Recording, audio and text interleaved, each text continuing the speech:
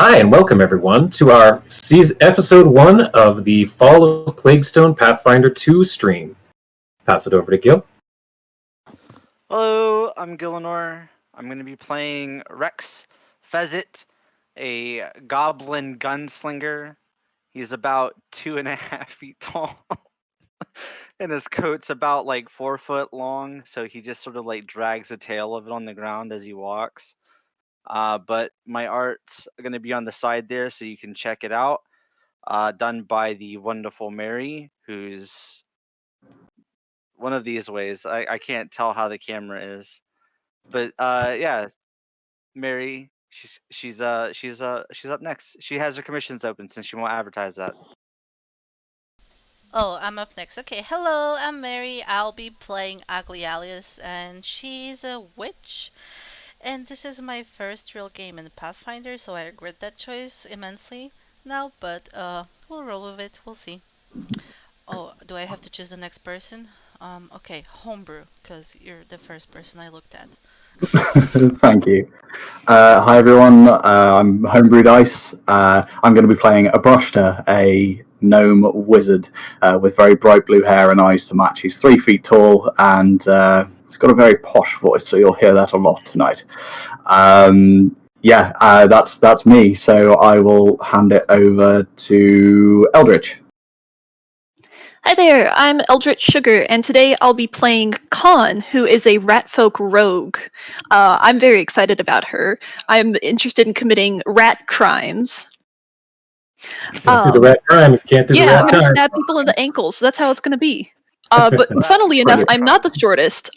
Khan is around 4 feet tall, so taller than 2 people already. Wow, that's a feat. That's 4 feet. That's 4 feet. 4 entire feet. Tip your waitresses. I'm here till Thursday, everybody. Do you have to be? And then I'll just pass it on. If there's anyone left to pass it to. Yeah, I'll pick that up here. Yeah. Hi, I'm Jake. I'm around. I'm playing a lot of Gil's games here. Since nobody else mentioned it, if you want to, please check out the Are You Sure You Want to Do This YouTube channel. I'm always checking out over there, looking at the comments. I think that this game is going to be posted over there, right? Yeah, all right. Today I will be playing as Durg, or Durg, depending on who's pronouncing it. He's the orc monk of the group, and so it's going to be interesting playing a strunk. With that, I will pass it over to Lumby. I believe, do we have our disclaimer first? Was that the plan? Okay, we can do it now. The following presentation may and most likely will contain strong adult language, graphic descriptions of excessive violence, possibly sexual themes, and other scary stuff, which may be disturbing for some audience, so please viewer discretion is advised. Thank you. Fantastic. Well, all right, everyone. What we are playing is the Fall of Plaguestone, as I mentioned, and our adventure begins as a caravan is traveling south by southeast from the town of Elidur, capital of Isker, to Almas, the capital of Andoran, on the road between the Asphodel Mountains and the Five Kings Range. There are faster and easier routes south, but for those seeking to avoid Cheliax, this is the safest. The leader of your group is a man named Bort Bargath. Hopefully that image came through for all of you just now. He is a finely put-together dwarf man with an immaculately trimmed beard. As you can see, he keeps it well-braided, well-manicured, and his hair slicked back. He prefers to present an air of wealth, opulence, and worldly travels. Bort has been using this route for years, and the caravan consists of 6 covered wagons, 4 of which are laden with supplies, trade goods, and trinkets. Bort makes his home in the lead wagon, and the cabin built onto its back, while the final wagon is for passengers and the cook. The cook is named Cookie, oddly enough. He's an old elf male, oddly aged, even for an elf. Most of the people who work inside of Bort's caravan refer to him as Cocky due to the fact that he's missing one ear and often has to cock his head to one side to hear what everyone says. In addition to Bort and Cookie, The caravan includes Glunda Grapeleaf, a small gnome female druid who generally tends to the animals during and after the caravan moving. The two teamsters who help along with Bort are Ulf and Ulf Redfren, who are hailed from the lands of the Lenorm kings up to the far north in the land of the Mammoth lords. These twin Ulfin brothers used to be part of a merchant vessel that plied the waters of Lake Carthen, but when war came to the region, the boat was sunk, and the two barely made it to shore alive. They signed up with Bort soon after, and his gregarious brothers like to play pranks on other members of the caravan. Lastly, there is, let me share this with you as well, Tamley Grint, the second in charge of Bort Bargeth's caravan, a rather tall, relatively aged half-orc woman, gruff but pleasant until you force her to not be. It has been 3 days since you left Elidir, climbing into the back of one of Bort Bargeth's wagons bound for the faraway Andorran capital of Almas. The smiling caravan master cut your travel costs to only a handful of coppers, so long as you promised to protect the wagon should any troubles arise. Fortunately, your journey through the hinterlands of Isker has been quiet, even if the ride itself has been far from comfortable. As you broke camp this morning, Bort announced you should arrive at the town of Etrin's Folly by nightfall, and he promised a comfortable bed for the night as a reward for a long day's travel. The caravan's teamsters shared a chuckle between them, trading knowing glances and little nods, but soon enough you are on the road again, the wagon bouncing and creaking on an uneven trail. At this point, if you would like to introduce yourselves, give any more descriptions as you would like, introduce each other in or out of character, now is a perfect time for that. So Rex would probably be in the back of the caravan, walking slowly, trying to keep up with the caravan, but like kind of doing like a walk that looks slow but is like fast. Is he kind of just trying to look like he's being casual as his short little legs try to keep up with the caravan?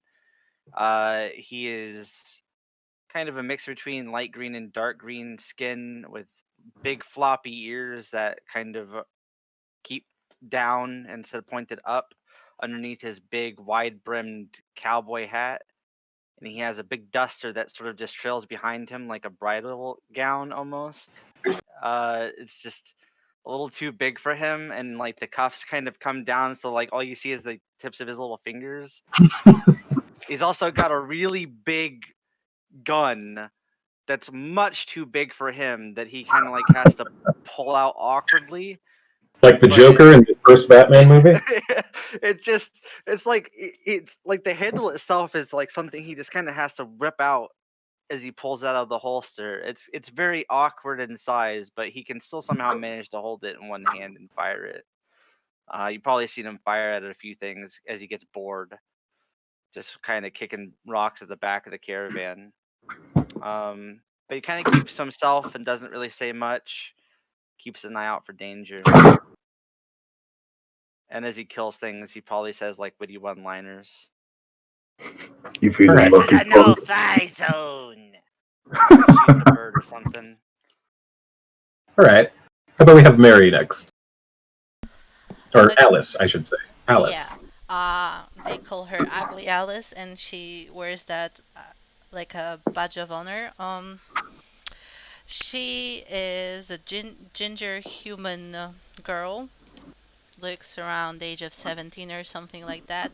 She has a lazy eye, a very lazy eye.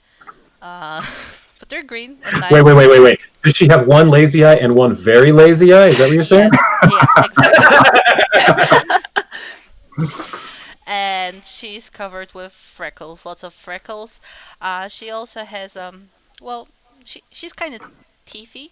Yeah, she has quite big front teeth, and she looks like a witch from a very far away because she has a pointy hat, and everything she does has to be witchy. She has her companion Freckles, who is a frog and mostly hangs around on the top of her head on a hat. And she talks to him quite a lot. And from what the group could have gathered so far, she seems to be very full of herself and is planning to become the most powerful witch in the world. So yeah, Fantastic. that's Alice. All right. How about Con next? All right. I guess Khan would be maybe sitting next to the drivers of one of the wagons, just keeping an eye out. That would be Ulf and Ulf up at the front. Well, cool. I get 12 new friends. Fantastic. All right. Okay. But she has some very clean leather armor and a green hood that goes into a bit of a cloak. She has little fingerless gloves for her very long claws that are very good for grabbing things. And a somewhat optimistic look in her eye. All right. That would probably cheer up Ulf and Ulf. They appreciate your presence. Let's see here. Durg. Do you prefer Durg or Durge? He was fine.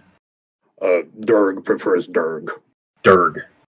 Durg has been darting in and out. Sometimes he'll be standing or walking with the caravan around the center of it.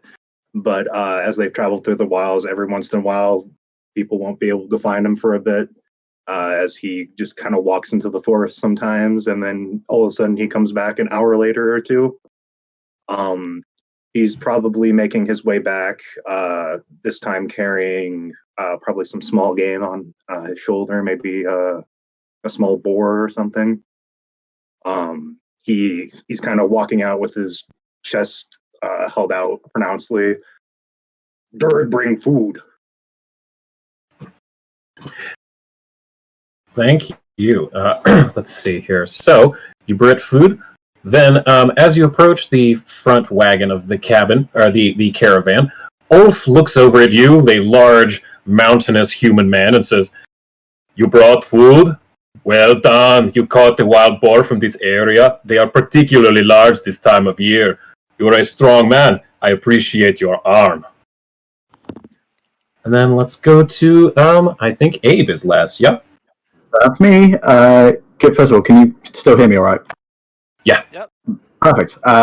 Yeah, so Abe will be sat on the wagon somewhere, barely paying attention, to be honest. He'll have his head in his spellbook, and you see that, I mentioned previously, his hair is really bright blue, and his eyes are an equally piercing blue.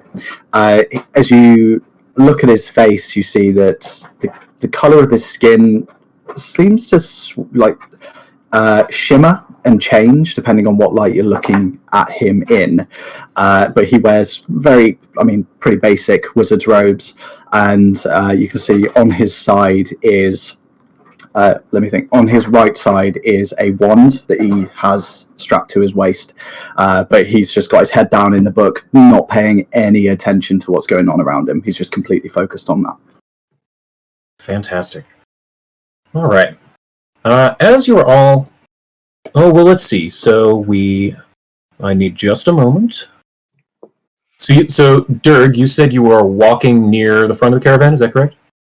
Yeah, he would have. So you're not been carrying the boar over his shoulder and brought it up. Yeah. Okay. Is anyone else not physically in the caravan, like in the wagon? Like, if I see him going up in the front and hearing what they're saying, I'm gonna start making my way up there in kind of a haughty manner, just like real bow-legged, walking fast. Fantastic. Okay. Is anyone else not physically in or on their wagon? Okay, great. So, as you're traveling down the road, it's bouncy, the road is uneven, but it's well rutted due to many, many years of travel and use. The horses and the teamsters, Ulf and Ulf, seems to know their way almost instinctively at this point. As you're traveling down the road, you hear from the front, well, Khan hears from right next to her, Ulf shout out, "Up ahead is Plaguestone." He shouts from the front of the wagon. And no sooner does the call fade from his lips than it is overshadowed by a series of long, mournful howls, emanating from the woods to either side of the caravan. Moments later, you hear cries of panic as a pack of mangy wolves descends from the forest with teeth bared. Let me Try to share this map. I hope I can figure out how to do this. Sync. We believe in you. I know. So- Yep. Yeah. Does anyone You else know have how to to unlock- share the You map? have to unlock the map first. So there's like a little Okay. lock icon. Got then it. Right click and then hit share to all. I see unlock tokens, drawing layers, view, and pointers. Okay. If you're looking at the map, you right click. Mhm. So you've unlocked it, and then you right click the image, and then there should be an option that says share all, but it has to be minimized. It can't be. Oh, full screen. minimized. Yeah. Okay, that's the problem. There it is. Sharing. I don't know why share that record. is. There we go. I don't know why that's a thing. That's really I good to don't- know. Got it. Yeah. Yeah, that's very good to know. Thank you. So there's that. Did all of you get that map? I have a map. I'm not sure if there's supposed to be an image. There on we it. go. Yeah, I've got it now. Okay, it might take a moment to load. Number one, because this is the first time we've all connected at the same time. So if you got a thing that popped up with a grid, just give it a moment. It should load. So who currently does not see anything? Just the one. Just Rex. Oh, it did. Okay, so everyone sees it. Fantastic. Okay, so then Rex and Durg, they're there. Fantastic. All right. So what we're going to do here is I want everyone to roll initiative. So, Okay. so from the front of your character sheet, there should be a thing that says initiative and then perception. So just pick up the actual plus number and then drag it over to the chat window and drop it. Wow, nice 20. First roll of the game. Look at that. Yeah, guys. So, quick question. I thought you said the wizard wasn't paying attention. Wow. Wow. Wow. Wow, y'all. Wow. Can I roll stealth instead of perception? Yes. If you did say you were being kind of stealthy and swaggery. So yeah, that's absolutely fine. All right. Wow. I rolled that, but that's okay. Okay, so I'm gonna let the wolves go first. It's fine. Oh no, I think we lost somebody. Oh, we lost. them Yeah, into a false sense of security. Yeah. I'm just gonna let you go first. Don't worry about it, man. Okay. All right. So let me make sure I'm doing this correctly. What you see coming out of the woods are these three disgusting, mangy, flea-bitten, scrawny, angry, growling gray wolves. So, however, Abe notices them first. He hears that howl, and his gnomish hearing is pricks up like a dog. So, Yeah, somehow. I mean, I don't know how. Abe gets to act first. Okay, so I guess he's gonna hear the wolves. Look up. I didn't mean to do that. Sorry, hold on. Look up from his book. Oh, are we still good? Yes, sorry. Yeah, he's going to look up from his book and sort of with a roll of the eyes, he'll be like, there's wolves here. I think we should deal with those. And he's going to shut the book quickly, put it away. And he's going to look at the one to the east, like directly to the east of him. And let me just check distance. Perfect. He's going to look at the wolf and just say, mind the burn, and he's going to cast Acid Splash. I love it. All right, let's see. So if you open up your character sheet to that tab, you should be able to pull the spell attack down directly and drop it on the actual wolf token itself, and it should do the math for you. You can also control click the token. That's true. Yes. And it should also auto target for you, just like in Fantasy Grounds. Well, Mhm. for D&D, I mean, not Fantasy Grounds. Yeah. Cool. I've got him targeted. Let me just go ahead and roll the spell. Okay, yep, you have it targeted, so go ahead and roll the spell. There it goes. That is a big fat crit hit. All right. So take the damage dice, drag it directly over that wolf. Man, y'all are rolling rocks already. I'm sorry, nope. sorry. Yeah, that's fine. So what you're going to need to do now is now it has registered that you've missed. So if you roll a damage directly on it, it's going to do a normal damage.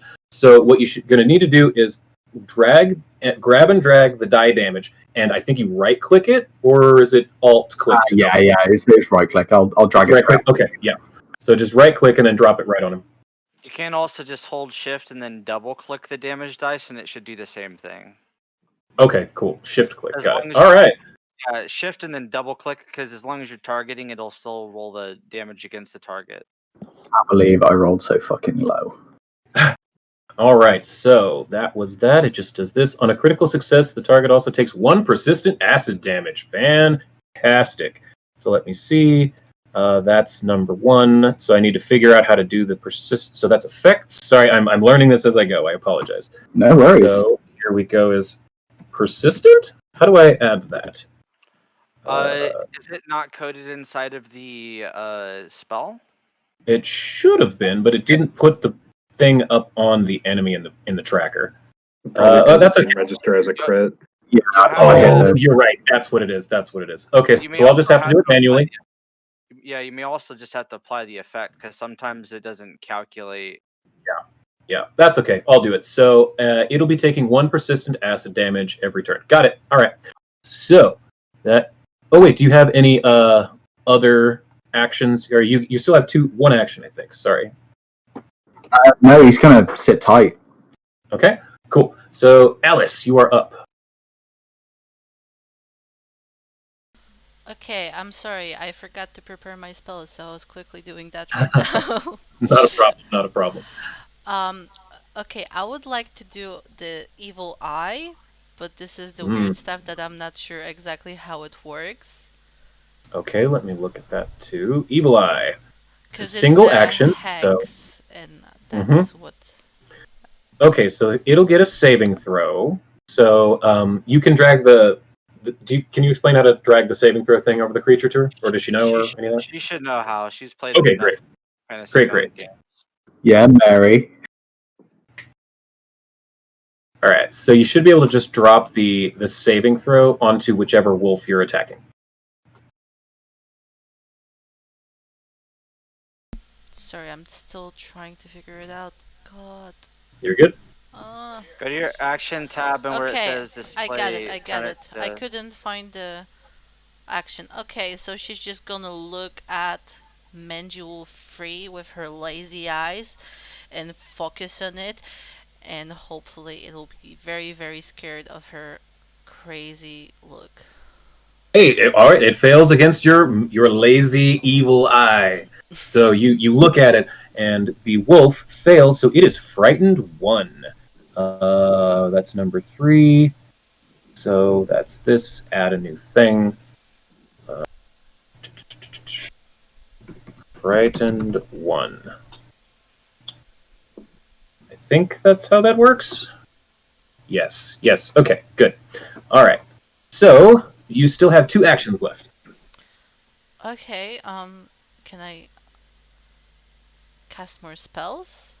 Can I Yes. cast the same spell again, or do I have to prepare it? To have it prepared twice? No, you can cast that one again. It's sustained, so if every round, if you spend another action, you can keep it going. But if you cast it again on a different target, then yes, you can do that, and you can spend 2 actions next round to sustain both, or you could do it 3 and then use all 3 actions to sustain. That's fine too.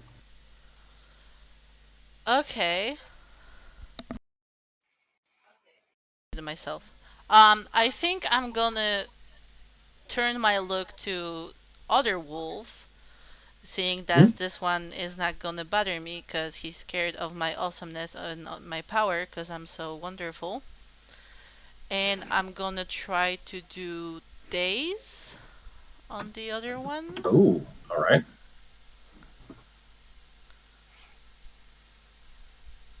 So I just drag the dice on him. Ooh, that What? is a critical success against your evil eye. This wolf is not affected by your eye at all. Your lazy eye was looking a little too far to the left, so you didn't actually make eye contact with the wolf, so nothing happens. Wolf So that's thought your you were second looking at action. the other wolf, and he thought you were Yeah, looking yeah. at him, and he was like, I don't Exactly. Yeah, they was really confused. Nothing happened, so you still have 1 more action. God, that's too many actions.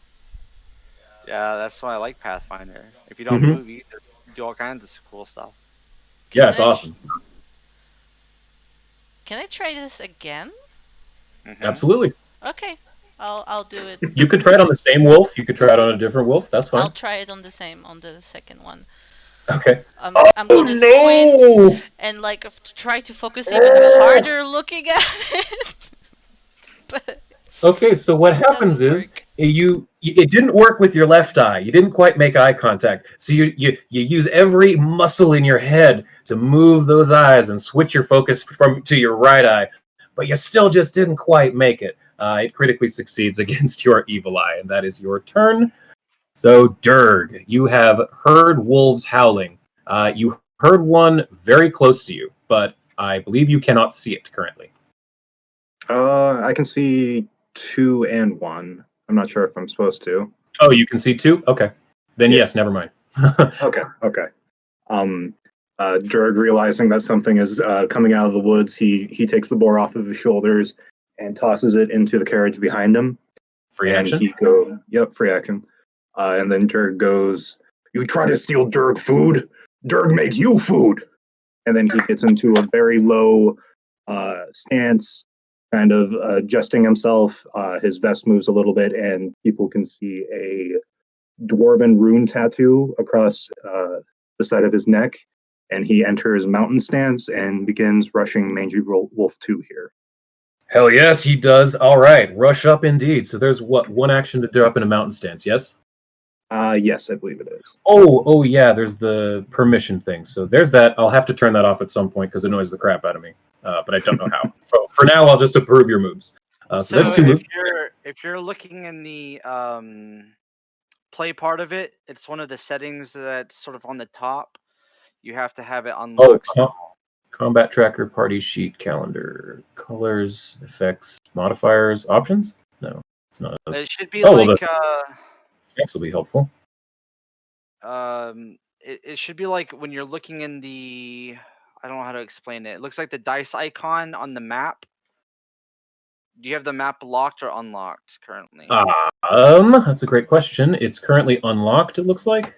Okay, because if you have a bunch of like options in like a sort of golden box, then you have it unlocked. I don't see that. We'll figure that out some other time. I'll just approve moves for now. We'll do it between sessions. Yeah, I'll show you like before next session. Sure. Because I know that we didn't really have time this week. Right. So for everyone that's watching, like he's fairly new to Fantasy Grounds and actually DMing on it, but yeah, DMing it. 1 or 2 games maybe until we can get up to speed. But I'll make sure that I teach him everything I know. Fantastic. Yeah, we'll get better. This is first week. Okay, so sorry about all that initiative changing. I had to put on that frightened condition. So Durg, it's still your turn. One more to action. You threw all those conditions on me.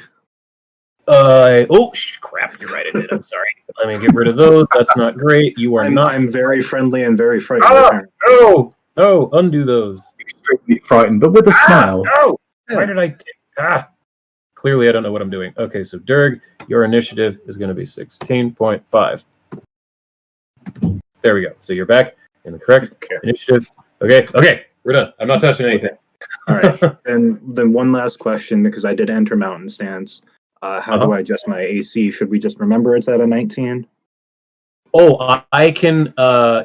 There are 2 options. One, you can either do it by going into the combat tab and under the MISC option under your armor, put a 2, or I can give myself a -2 on each attack. So if you want to put it on yourself, that would help me not have to remember an extra thing. There we go. Yep, I see it here. Yeah. So it's 2 AC, you said? Excellent. He got 3 technically, but yeah. Oh, sure. 3, whatever. We'll get there. All right. And then I have 2 actions, or is it just 1 because I also moved? Yeah, you dropped into mountain stance and then moved, so you have 1 action left. 1 action left. Okay. And then for the final one, I'll take a big old meaty swing at the wolf. Excellent. Ooh, that's a... Well, 1 second. So that's this wolf. What is your AC defense? Oh, that's a solid hit. Yes, very much so. Okay. So if you take your attack and you drop the die on top of the wolf's token, it'll automatically tell us if you hit or not. Yeah, I tried to do a target, but that didn't seem to work there. So we'll just do that. Control click, right, to target. Yeah. Yeah. Oh well. All right. Well, yeah, just drop it on Your top. token might not have been clicked. You just need to click your token again and control click.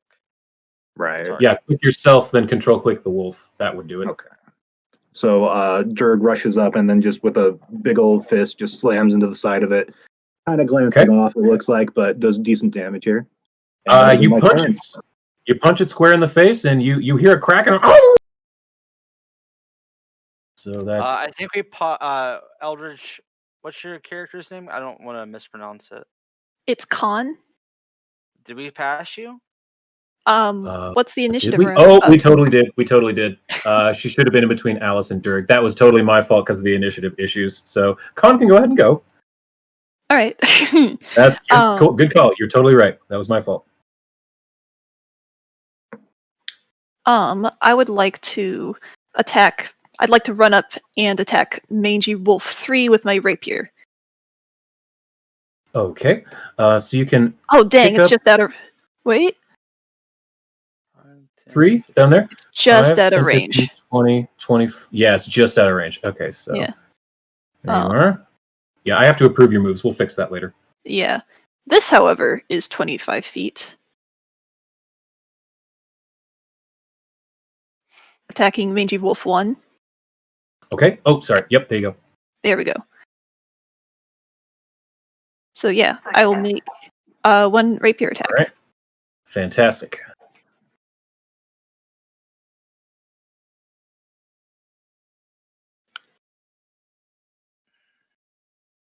What do I need to drag onto the icon?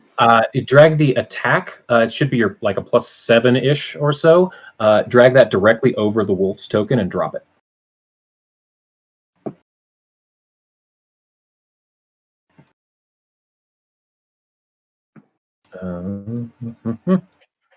See, it's from your actions tab. Mhm. Let's see. Your rapier is the +4, so grab that +4, the actual number, there and we yeah, go. there you go. There it is. Yeah. So you land a swift strike with your rapier and hear another howl from this wolf. So now you can grab the 1d6 +4 piercing over on the right under damage. Grab that and drag it over and drop it on the wolf. Ah, gotcha. There we go. Yes. There you go. All right. As you lunge forward, you stab this wolf directly into the mouth, down its throat with your rapier, and it goes limp at the edge of your blade. You still have 1 action. Woohoo. I don't think there's much I can do. I've used all of my movement. Yeah, you could move again. You could attack again. And You could wait, I can't. I take can cover move again? behind a tree. Yes. Yeah, you can. You have 3 actions per round, and you can use them for anything you want to do: moving, attacking, casting spells, hiding, that kind of, making a skill check, that kind of thing. So, if you want, in any given round, you could move 3 times. You can attack 3 times. The only thing is, you just can't have more than 3 unless you have a haste spell or something. Mhm. So, okay. Let me put you in one of the squares instead of in the center. Do you want to be top left, top right, bottom left, bottom right, from where you're at? Top right. All right, bam. There we go. So there is Khan's move. Durg already went. So as Khan moves away from the wolf that she just killed, from the side of the forest to your west, you hear a deep, gurgling growl. And you see a large wolf dripping with green liquid from its mouth, large festering pustules along its shoulders and back, leaking, weeping fluids. It drips and it growls as it comes forward. 5, 10, 15, 20, and it lets out a guttural, frightening howl. So, anyone within 30 feet, all of you need to roll me a will save. So that's 5, 10, 15, 20, 20. Yep, that's everybody. All of you need to roll me a will save, please. So you can just throw that into the chat. Okay, good. How do I make a save? If you're on your action tab of your sheet, on the top, you should see it says int or INIT Oh, I see. AC. Thank you. Last week. For ref will, you can roll it from there. Yeah, that's a bad roll for you. Shit. Alice. Well, hopefully a 12 beats it. Okay, so there's that. So I need to roll. So what it is doing, it is demoralizing all of you. So it needs to have. Let's see, where's the number? I apologize. There it is. So see what happens here. Oh, he critically succeeds with a natural 20. So, Ooh. every single one of you fails. Alice critically fails, Abe critically fails, and Rex critically fails. That's not great.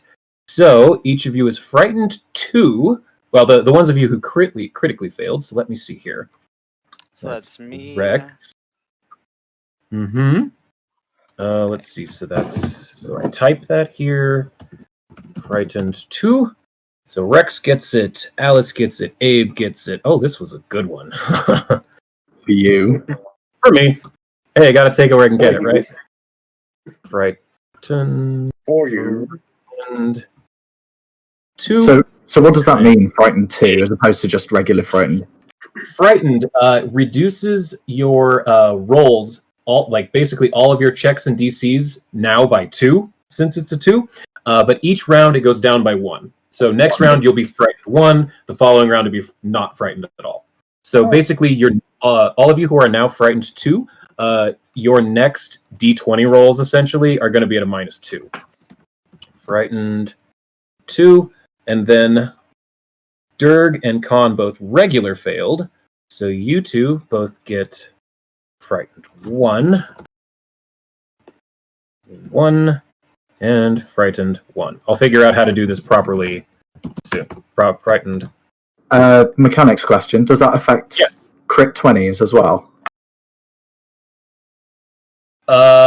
Okay, the way crits work in Pathfinder, they're 10 above the DC, but also a natural 20 increases the success chance. So let's say you're trying to do something really, really stupidly hard, and the DC is like 30, and you only have a +5 in it.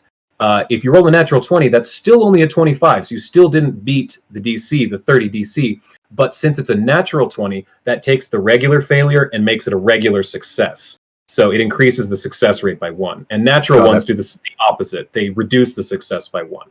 Got it. All right. Yeah. So since even though you got two of you got a 19 on your will saves, it got a natural 20. So that Right. So it's considered a failure for us, but just regular failure. Right. So that is its whole turn, though. And in addition to that, the other 2 wolves begin howling with it.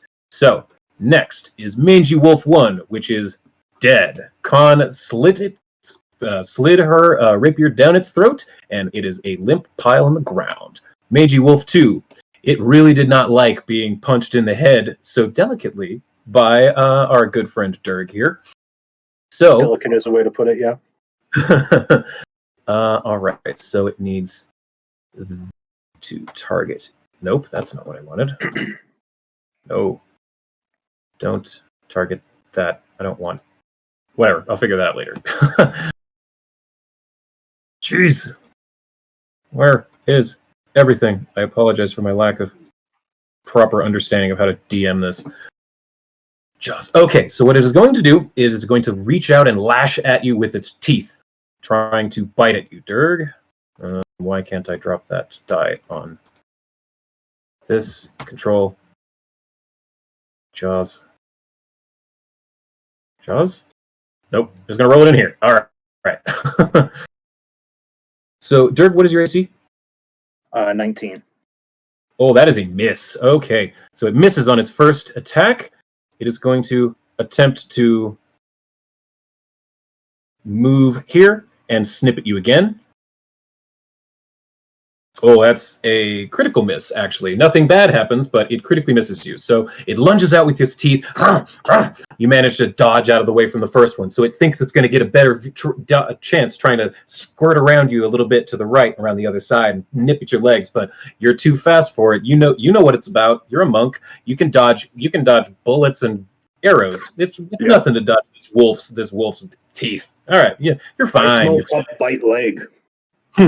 So, our good friend Mangy Wolf 3 here, seeing its friend getting attacked by a large threat, moves 5, 10, 15, 20, 25, 5, 10, 15, 20, 25, and it is 25. So, and it is also going to take a jaw bite at you, Durg. Don't know why I can't drop that on anybody. Oh, that's okay. That is definitely a hit. So, okay. Durg, where is the damage? I apologize. There it is. So that's going to be... Okay, this wolf barely manages to nip the bottom of your calf, and you take 1 point of damage. So on the front of your character sheet, at the very, very bottom left, where it says wounds, click the wounds and type 1. I promise I will figure out how to make this more automated between sessions. It's all good. Yeah. So that is 1, 2, 3. Its turn. Rex, you are finally up. Tickle. So, would I have Linus? Like, I don't know how shooting works in Pathfinder. Mm-hmm. I'm aiming at. I'm going to say. Yeah, I'd say you have line of sight, but I'm going to say that it has what me and my other D&D group calls shit cover. So I'm going to give it a +1 to its AC. So you're attacking number 3, you said? No, I'm just asking how the line of sight would work. Oh, I see. Basically, the way we've... Yeah. I don't know if this is the official ruling, but the way I've been running it for a year is if an ally or a different enemy is in between you and the thing you're shooting at from range, then it gets what we call shit cover, which is just a +1 to its AC. But I would say if you're shooting at number 2, that would not have any cover at all. Okay, yeah, because I was going to... But I would definitely give 3 shit. And then maybe... That, yeah, I would give you... Yeah. Again, so... Sure. Yeah, I'd say that's fine. I'll go for this wolfy boy here, so... Yeah. So I think I've got my -2 applied. We'll see. Okay, yeah, in the modifier at the bottom left, the -2. That is still a big hill hit. Yep, go ahead. Yep, drop that damage. Roll that beautiful footage. He drops he drops between the little rat's legs and goes, "Sit still!" And he pulls the trigger. There's a big boom as the gun goes off. Sit. Ooh, as you blast into this wolf and the side of it, it falls over actually and gets, this is mostly thematic. Mechanically, this doesn't normally happen, but it gets blasted 5 feet further away from Durg. Durg, that's actually a bit loud. You weren't really expecting that, but with a great aim, Rex managed to not hit you at all. So Rex, you still have 2 actions. So then my second action is going to be to move to here. And my third action is going to be to reload my gun. All right, that is your turn. Fantastic. So with a quick flick of the barrel, spins around the gun chamber and throws in a new round. All right, speaking of new round, Abe, you're up. Sweet.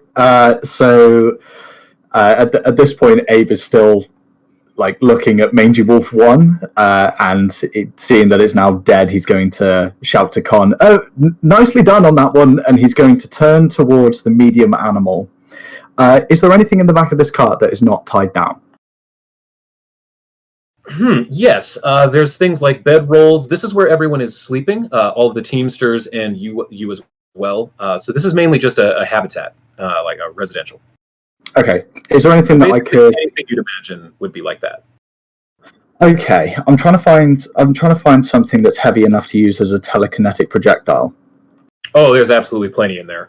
There's let's call it an hourglass. There's some cookware, some metal pots and pans. Yeah, you can absolutely find something chunky. Great. Okay.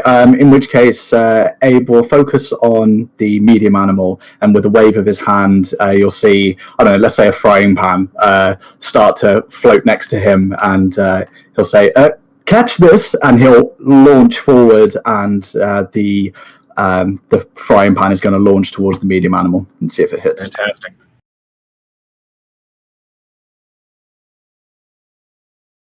I've still got the other wolf targeted, it looks like. How can I remove my target? Just control click the new one, the new target. I did. It looks like it's targeted both. So control click the old target, and that will remove the old target from that. Got it. Got it. Thank you. Or he can just clear the animal in the combat tracker by double clicking the little red button next to it. Should clear it out of the combat tracker instead. The dead ones? Yeah, you can do that if you want, but you don't have to. Oh, cool. I didn't realize that. Excellent. And then I that missed. one as well. 2. Okay, yes. You do miss with the telekinetic projectile. This frying pan goes flying past this wolf's head. It manages to duck its head out of the way, and it snarls at you. I think you still have one action? Yeah, I will use that action. Can I move to... Yes. Can I move to about there? Yes, that is absolutely fine. All right. Perfect. That That's is... me. That's Abe. Okay, Ugly Alice, you are up. Okay, I don't have to use an action to sustain my evil eye because the wolf is dead. Oh, that's true, yes. Okay, so I'm gonna, as a free action, talk to my frog. Freckles! Step up your game, you're embarrassing me! And I'm gonna try to reach to attach the wolf close to me and chill touch him. Ooh, all right.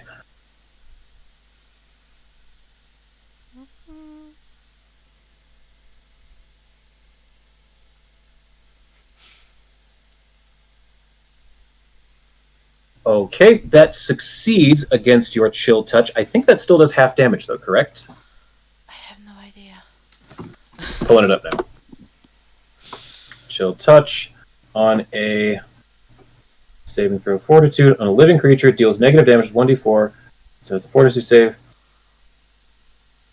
Okay, so yeah, just going to take half damage, so 1d4 plus your spellcasting modifier. You're a witch. I think that's intelligence. Okay, so is there? So you should be able to just drop the damage on top of it. Okay. All right, you lean over, you touch this wolf, and you manage to freeze one of its pustules, and it turns into ice and clinks off of its shoulder onto the ground. You are grossed out. Well, no, you're a witch. You're probably not grossed out. You probably thought that was cool. And can I, with a second action, touch him with my other hand from the other side to chill touch him even more? Chill touch is a 2-action spell, so you can cast it one time. Okay. Mhm. I need to figure out how to tell this because I am clueless. Okay, do you see on your spell there's like the little squares, like diamond shapes? There's 2 of them next to chill touch. Oh yeah. That'll show you how many actions are required in between the name of the spell and the magnifying glass. So it says chill touch, and then there's the 2 squares. Now notice that Evil Eye has just the 1 square. So Yeah. Evil Eye is a 1-action cast. All your other spells are 2-action. Oh, so I couldn't do days twice. Okay. Correct. You could Evil Eye it though. Okay. And yeah, as I lean forward to touch it, I'm gonna try to stare into its soul with my eyes. Your eye starts to circle in its socket. Here's Go ahead and roll that saving throw for it. Yep, here it comes. Ooh, it fails. So you finally manage to get the muscles in your eye to focus for more than 2 seconds at a time. I mean, you look this thing square in the eye, and it is now frightened 1. Fantastic. So And put that's my that turn. here. That is your turn. Frightened 1. Great. So now it is Durg. You are up. Yes, sir. I think it's. Oh, yeah, it would Oh, be God. Connie. What does it keep doing that? I don't know why. I I think it automatically jumps clicked. down, and then I click the arrow. Or, Yeah. I don't know. Anyway, sorry. Back Because to I'm Connie. used to We fixed clicking it. it I when apologize. it's my turn. I'm sorry. Yeah, will I stop did doing that it. 2 rounds. Oh, that must be what it was, because I've been clicking it each round, and that explains it. Okay, Con, you're up. Sorry. All right, cool. I would like to move up to the wolf, and then I would like to use my skill, tumble through. Or tumble Cool. behind. Okay. Yep, all right. So are you going to go 2 more spaces to the west so that you're flanking with Con? I'm sorry, Alice? I don't think my movement will allow it. It Because will. I You only moved have 15 25 feet. You moved 15 feet just now, and you have another 10 feet. So if you move, so you don't even need to tumble through right here. And so if you move 10 more feet, you can be flanking it. And you don't even need to roll anything. Sure, then I'll go for that. All right, so I'll just put you there. There you go. Mhm. Now, give me a second to give it flat-footed. How do I do that? Okay, here. So it gets this. All right. Oh, wait. Oh, that's the wrong one. No, that's the right one. Yeah. Okay, you're good. You're good to roll. I have fixed its AC. All right. And then I will make one rapier attack. Ooh, that is a hit. You managed to. Whoa, we lost her. There she is. Internet. Did I disconnect? You did from the Discord just for a second. It looks like you're still up in Fantasy Grounds, though. Yeah, you're back in. Dang, that's the second time that's happened. I'm so sorry. What was the last thing I said? That's all right. You hit with your rapier, and we Okay, saw the cool. attack. You got a 21, so you definitely hit. Gotcha. And I'll roll damage for that. Yeah. Ooh. You managed to take a little. You take a swipe at the back of its leg, and it begins to move a little bit. But you didn't take a very big chunk out. Yeah. So that's and then two I can actions. So you got one. I can attack again, but it's the reduced hit chance, right? That's right. That's right. The first one was your first attack. The middle one is your second attack. Gotcha. Yeah, then I'll attack again, and we'll just see what happens. Cool. All right. Oh, that was almost a nat 20. Did you That was see that? bouncing off. That close. It was that close. All right, but you actually missed on your follow-up. It's because you snuck up on it the first time, and you managed to take a slice out of its flank, but it saw you now, and it managed to duck out of the way right in time. Mhm. All right, so that's And your quick turn. question: when yes. do I apply sneak attack, or in what situations? Oh, you're flanking right now. I'm sorry. Yes. Yeah. So go ahead and roll your sneak attack right on top of it. I completely apologize. You do have sneak attack right now. Oh, Thank I you don't for think I asking. have an option set up for sneak attack. What is it, 1d6? Yeah, it's 1d6. Okay, so just roll a d6 straight on top of it. Just drop the d6 on it. I don't think that would work. It doesn't auto roll the damage. You have Doesn't? to type it in by hand. Oh, okay, that's fine. I'll do that. So you got 2, so there we go. All right, it has applied that sneak attack. So you sliced it in the leg. You nicked an artery a little bit. So you didn't take out a huge chunk, but it's bleeding now. Not mechanical bleeding, but you get what I'm saying. Okay, so that's move, attack. So that's your whole turn, right, Con? Yep. Fantastic. Durg, big man on campus. Cracks knuckles with malicious intent. That's one action. All right, full action. Let's. Oh, what? No, he was just saying that was a full action. That's maybe less. Oh, full action to crack knuckles. Mhm. All right, let's lay into this. Lay into it. Yeah. Okay, you hit. You get a fine hit right to it. Roll that beautiful right. damage footage. Hey. Max damage. Hey. Durg, standing Oh, like a oh, mountain okay. in front of Durg standing like a mountain in front of this wolf, rears back, brings his fist straight down and crushes its skull between his knuckles. It reminds you of the cracking you just made. So there's one action. You have killed that wolf. It is very much deceased. Sad puppy no longer want to play. Let's see, and then for my other action, I will begin moving over to the larger one here. That was Okay, yes. 25 movement, I think I have, right? I think mountain doesn't slow you down, right? I don't believe so. I'm going to double check because I feel like there's a strong thing that slows you down. Yeah, I I'm might just lose gonna some double check. movement. If you do, it's only like 5 feet. Let me just double check really fast. Okay. While in mountain stance, you get a +4 item bonus to AC and +2 to any defenses from being shoved or tripped. However, your dex modifier caps at 0. Don't add your dex to AC, and your speeds are all reduced by 5. Yes, so you only have a 20-foot movement speed. Good to remember. Yes, that's very good to remember. 20. Okay, so there, and then can I use my second action to also move? Yes, absolutely. Okay. Close that distance there. There you go. That's your turn. All sir. right. So, being surrounded. This thing doesn't like that none too much.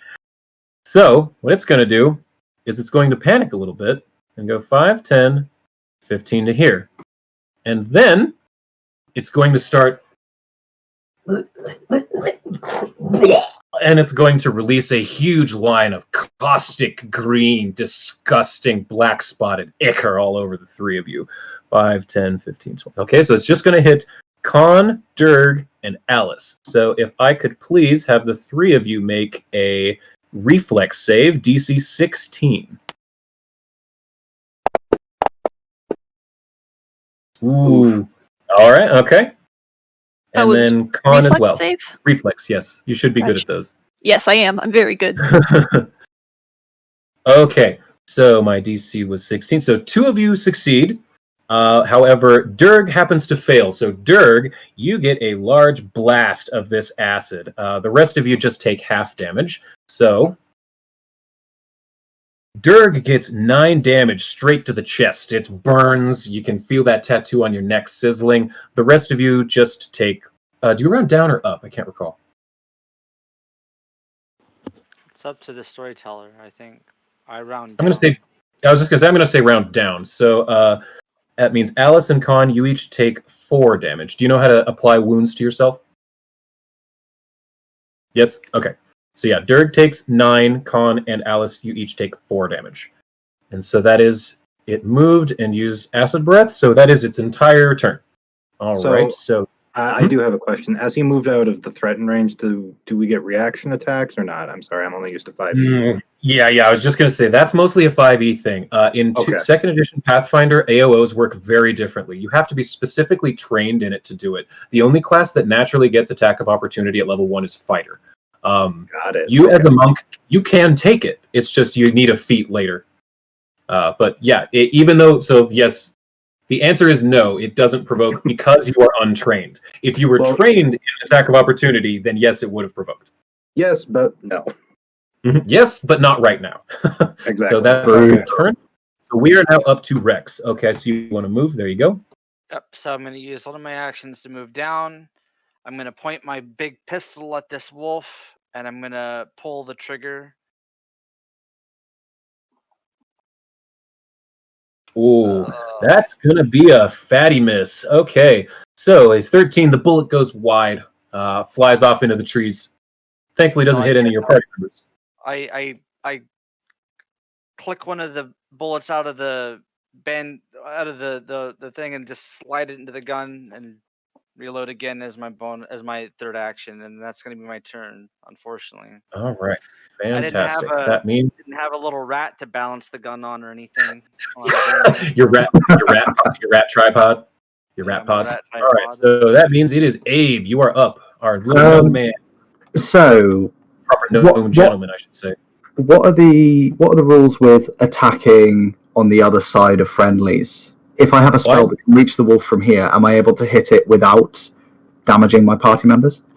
That depends on the spell. I'm going to say if your spell you're about to cast is a line, you are absolutely going to obliterate your party members. If what you're going to attack is use as like a spell attack roll, like acid splash, or acid splash is a bad example, but like firebolt or electric arc or something, then I would just give it an extra 1 AC.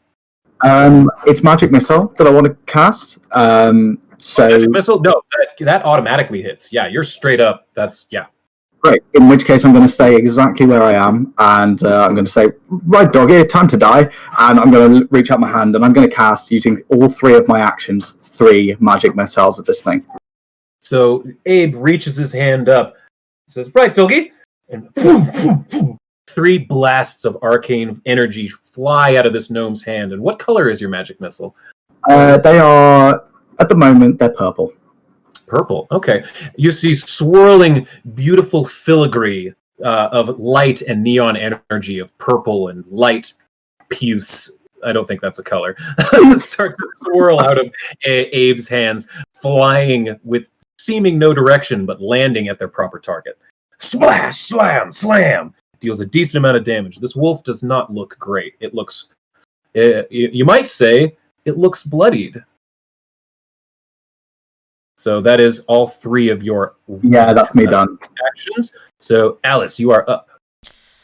Okay, I'm gonna use first action to sustain the evil eye on him. Okay. And with remaining 2 actions, I'm just gonna laugh maniacally and try to daze him. So. Ooh, okay. Is this witch's cackle? No, it's just daze. Oh, okay. Does it roll a saving throw against that? Mm-hmm. I'm unfamiliar with witches for the most part. Okay, it regular succeeds. It does not critically succeed. So what happens on a regular success? I am not sure, because when I open the spells, it doesn't say that stuff. Daze. Okay. I don't know what You to open it to read it. Oh, the little red dragon symbol on the far right of the spell. The target must attempt well save. If the target critically fails to save, it is also stunned once. So you deal jolt does mental damage equal to your spell casting ability modifier. So what's your intelligence? My intelligence is 18, so it's gonna be 18, so it's plus 4. Okay, all right. So you reach out and you manage to jolt this thing for 4 damage. All right, got it. Or well, you cackle at this thing and it hurts it. It does not like it. You're hurting it, just ringing inside of its ears. Yeah, and I'm Okay, staring at it so very that's intensely. all. So that's all 3 of your actions. So Khan, got you this time. Cool, great. This time, I would like to use Tumble Behind to Yes, get, this would be a great time to use Tumble Behind. yeah, just to get right behind the wolf, go through its Absolutely. face. Okay, so go ahead and roll your acrobatics. Fantastic. So it gets this. Okay.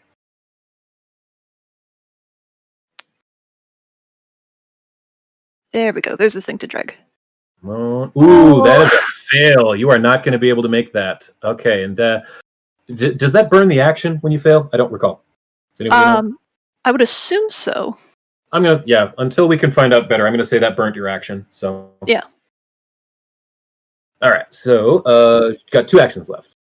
Yeah, I would assume it's much like a normal grapple check. Like Mhm. when you try to grapple in D&D, it would waste the action then too. So Yeah, that's kind of what I assumed. So Yeah. An 8 definitely fails. I kind of want to try again. Go for it. I will allow that. 100%. Yay. So roll that. So what Much does the better. tumble thing do? It just Yeah, lets I'm you actually move looking at it. like I'm through looking that his up right now. space. Yes, without like provoking or something. Let me see. Tumble through. Stride up to your. During this movie, you can try to move through the space. One enemy, attempt acrobatics checks, and a reflex DC. Okay, so that's actually still a fail. Close, but not a fail. But is a fail. So you do not make it through it this time either. Yeah. So I'll just do. I'll use my third action to attack Cool. with my One rapier. more time. One more time. Yeah. This time I'll make it. This time I'll make it for sure, boss. That's gonna be a miss, actually. Ooh. Yeah, so you attempt to tumble behind this thing. It starts to nip it and growl at you. You try to go the other way, and it fakes you out. And then you're surprised because normally you're quite nimble and able to get behind your foes. But as you're startled and taken aback, you swipe out with your rapier and miss. So Durg, you are up. All right. You have just enough Durg. movement to flank it. Just so you know, with one I action. will be able to get over. You have just enough movement to flank it with one action. Yeah, so as he's patting out the acid that got splashed all over him, he's going to move over to the other side here. Oh, that's right. You were supposed to take some damage, weren't you? Oh, well, good thing I reminded just you. one. It's just 1 persistent damage, so it's not that much. All right, so you move there, 1 action. It does not take an attack of opportunity at you because it does not have that ability. All right. And I am Its AC. There we go. Its AC is fixed. Go for it. Perfect. All right. I am going to do a flurry of blows for my second action. Oh, this is going to hurt. Oh, Okay. yeah. Okay, let's see it. All right. So now I just roll the 7 and the +2. Mhm. See if they both hit. All right. Yep. And if they miss on the first one, okay? Oh, that's a miss. All right. It happens. So it happens. our good buddy Durg comes up. So he manages to get behind it into a good position, but this wolf seems to still be dancing with Khan and just jumps out of the way. And that his foot slips on a little bit of the acid that fell off of him. So flurry of you- blows is 2 actions, right? Or is that 1 Is it? action? Or is that 1? I thought it was 1 action. I don't know. A That's what I single thought. action for a flurry of blows. Okay, then yeah, you still have 1 action, but if you attack again, it'll be at your lowest modifier. Oh, it is the -3 for another one? Yes, because Flurry of Blows, you do apply the modifier. I see. Okay.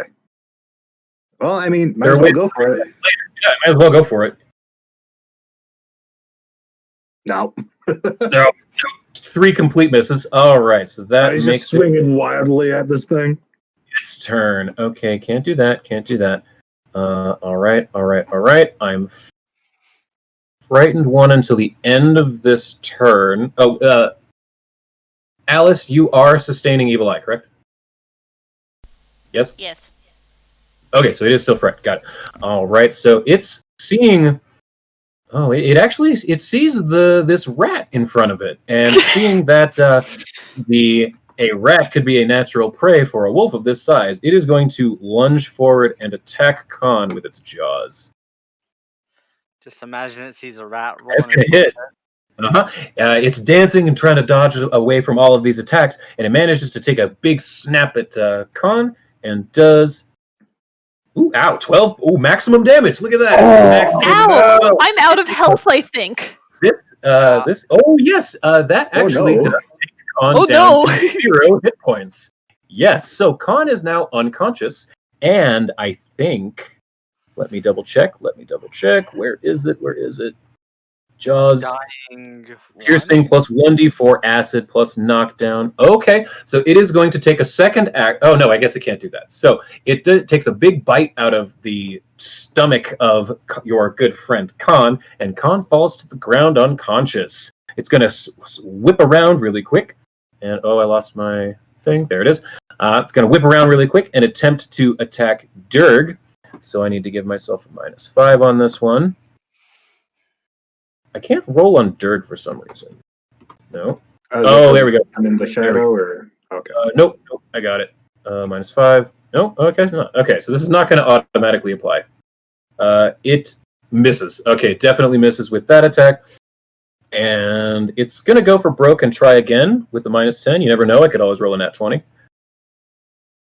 I did not. It misses again. It actually, I don't normally like showing off my DM rolls, like specifically the numbers, but I want to let you know, because of its the -10 to its attack or whatever, it actually just got a -3 to attack you, Durg. Wow. Yes. So that is the end of the large, disgusting, green, pustulely, disgusting wolf. Rex, you are up. You have a clean line of sight. So Rex sort of takes a deep breath in, licks his finger, holds it up in the air, testing wind direction. And then he kind of aims his gun carefully at the wolf, and he's gonna pull the trigger. All right, let's see it.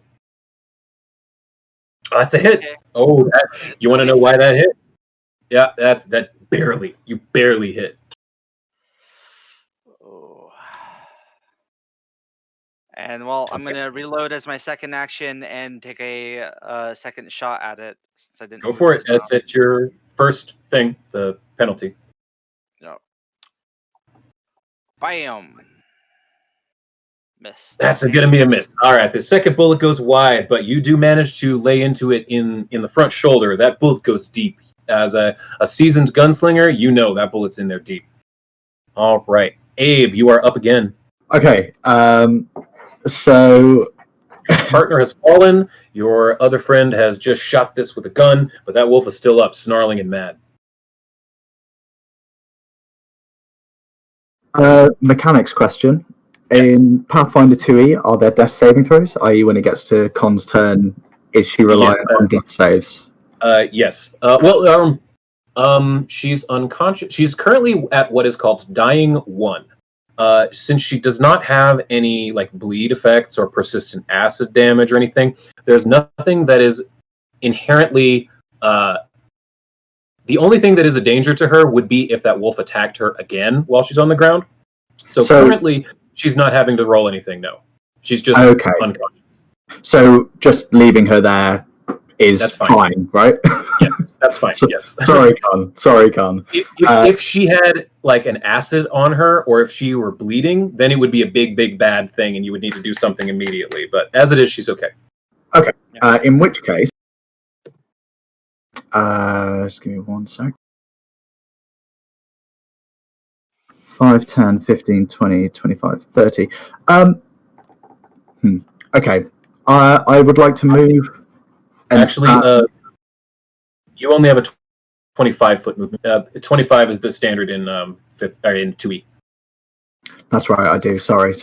Okay, well, I'd like to move 10 feet onto the cart. Okay, sure. Yeah, right there-ish. Yeah, and from here, can I see that frying pan that I threw earlier that missed? Yeah, absolutely. I'll say yes. I like that. I'd like to try again. Okay. I'll shout at the wolf, I'm not done with you yet! And I'm going to, once again, this time a little bit more vigorously, wave my hand in the air and try and pick up that frying pan and throw it straight at the wolf's head. Okay, let's see that roll. He gets, what, a reflex save or something? Or is it an attack roll? Yeah, I think it's just an attack roll. So Abe reaches his hands up in the air and waves them like he just don't care. And that frying pan starts to levitate up off the ground, Fantasia style, and flies forward, smacks this wolf right in the head, and... Oh, just bloody rolled again. Sorry, that was not the damage. Nope. I am really bad at this, Jesus. Not a problem. Just roll the damage right on top of it, and we'll see what happens. So the frying pan flings forward, and... It's 1d6, but I don't actually have the damage dice on the spell, so I'm just going to roll a d6 if you wouldn't mind applying that's totally fine. I will apply it myself. So let's see what you get. 1. Okay, so you do manage to hit it. You bean it on the back of the shoulders with your frying pan. How many actions is telekinetic projectile? That is 2, so that is all 3 of my actions. However, I would just like to give a huge shout out to Abe Sinister in the chat, who gifted 6 subs to our viewers. Yeah! 5 subs, sorry. And then he subbed himself, so that is absolutely incredible. Thank you. We appreciate you. Yeah, that's the end of my turn. That's your entire turn. Okay, Alice. Ugly Alice is up.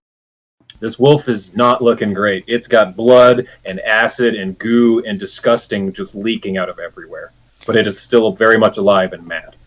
Okay, I'm gonna use my first action to sustain the evil eye and use the remaining 2 actions to try to cloud its mind with daze, as I shout at it, "Succumb to my power and die!" Alright, so daze. Go ahead and do that. That is a... I just have a quick question. For the sustain, doesn't that fall off because it's no longer frightened 1? No, she's been sustaining it this whole time, so I guess I shouldn't have gotten rid of the frightened 1. That was on me.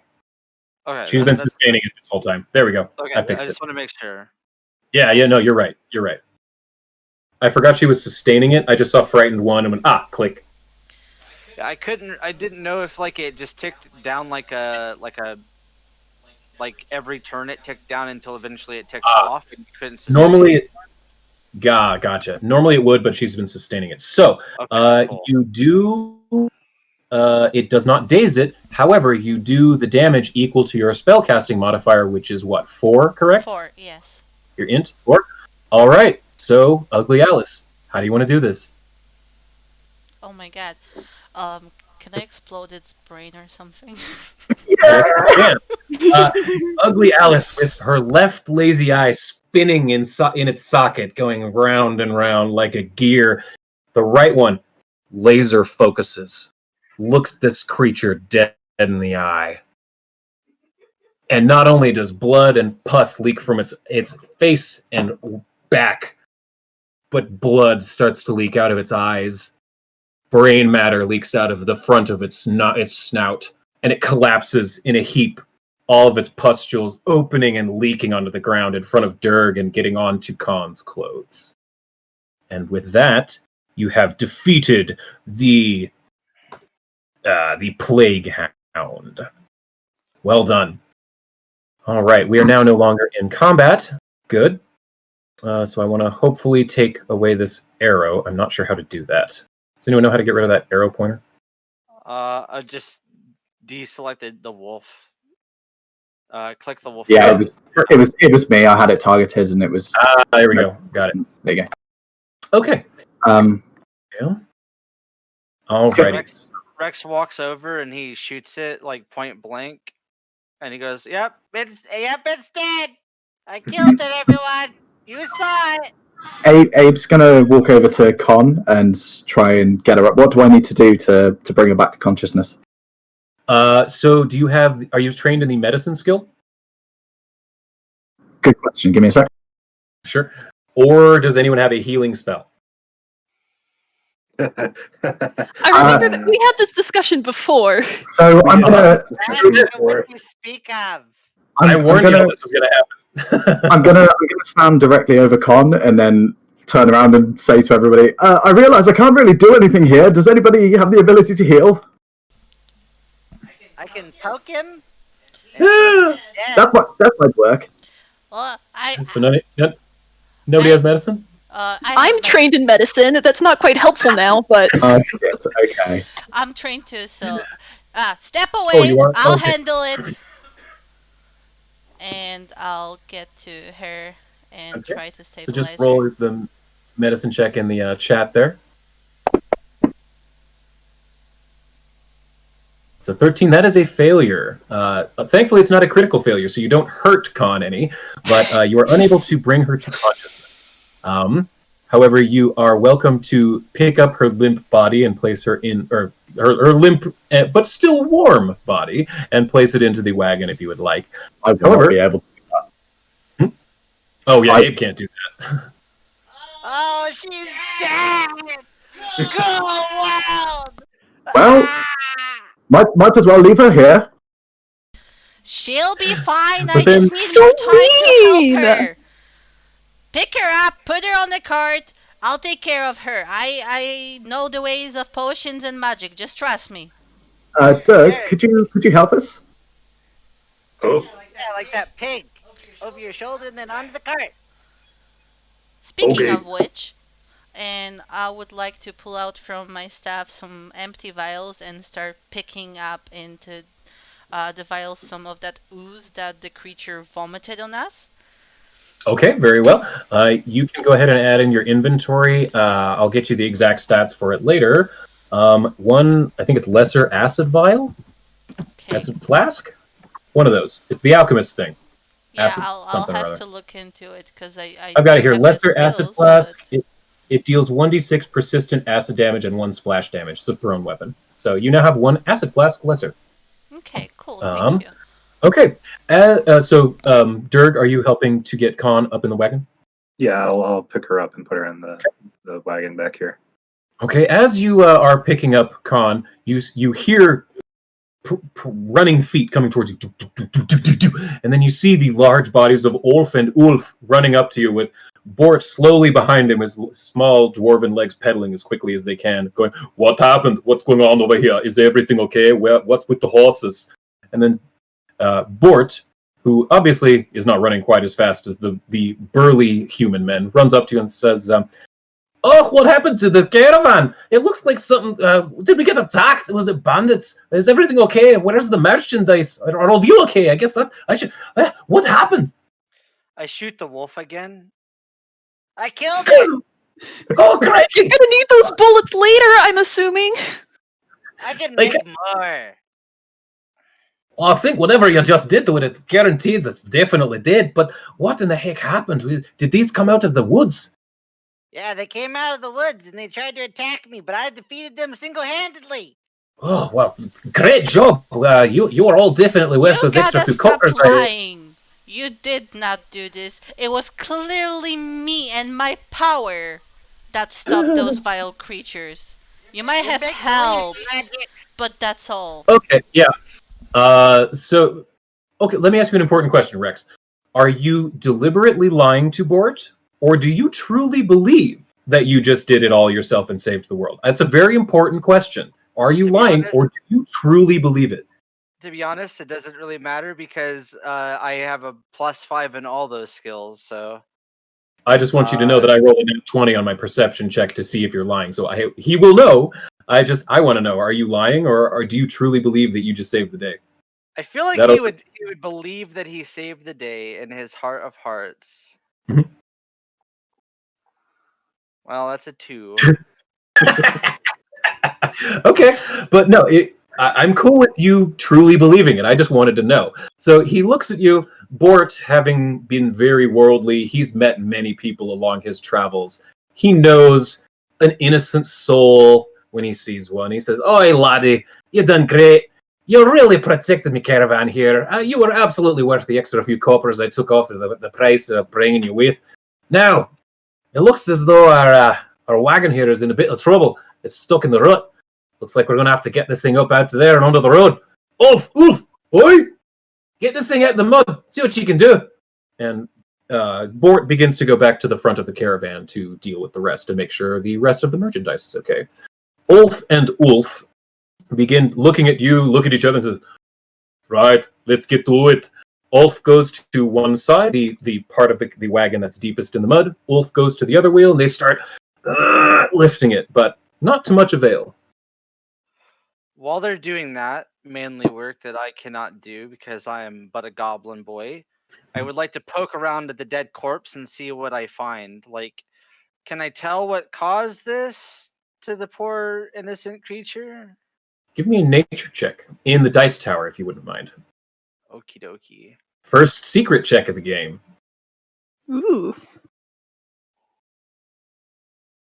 Okay, so this is definitely a wolf. It is of Galarian. This was not summoned here. This is definitely a natural animal that belongs in this area.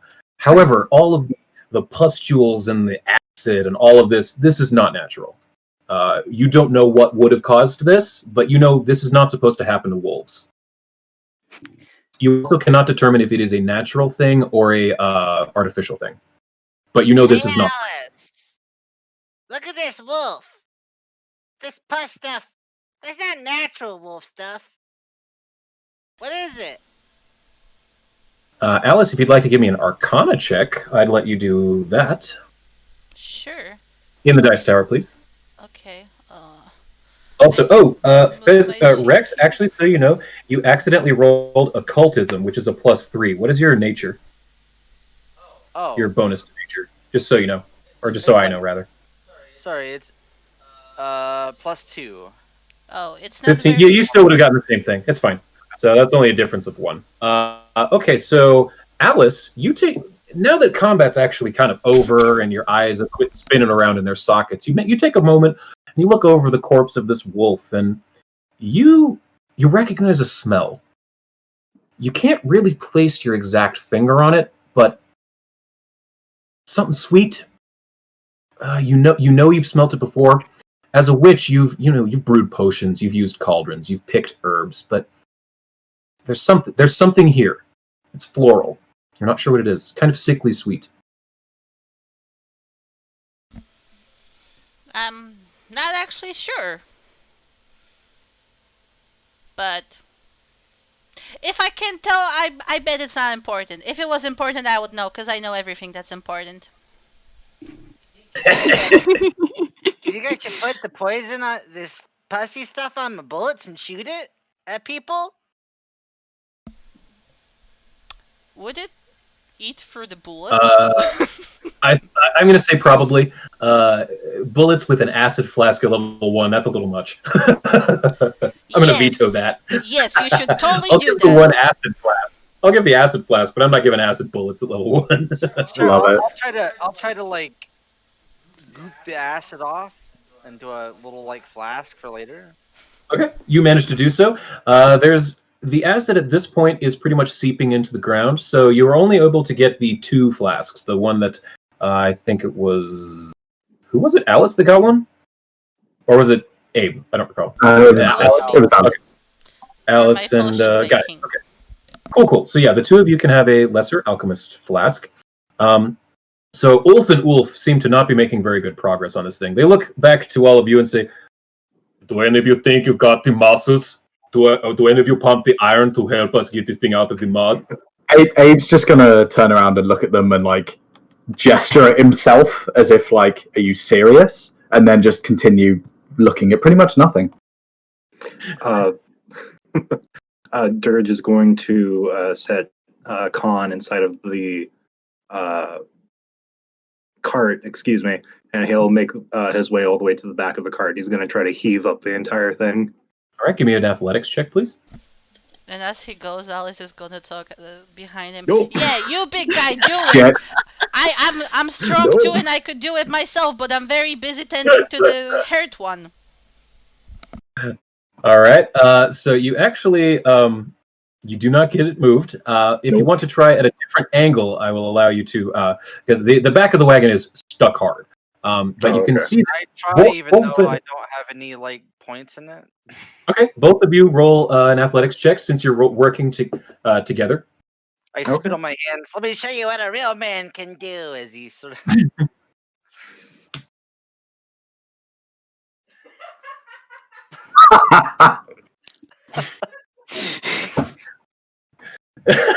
Okay, all right. So I'm as strong as the goblin, everybody. here's what happened. Here's what happened.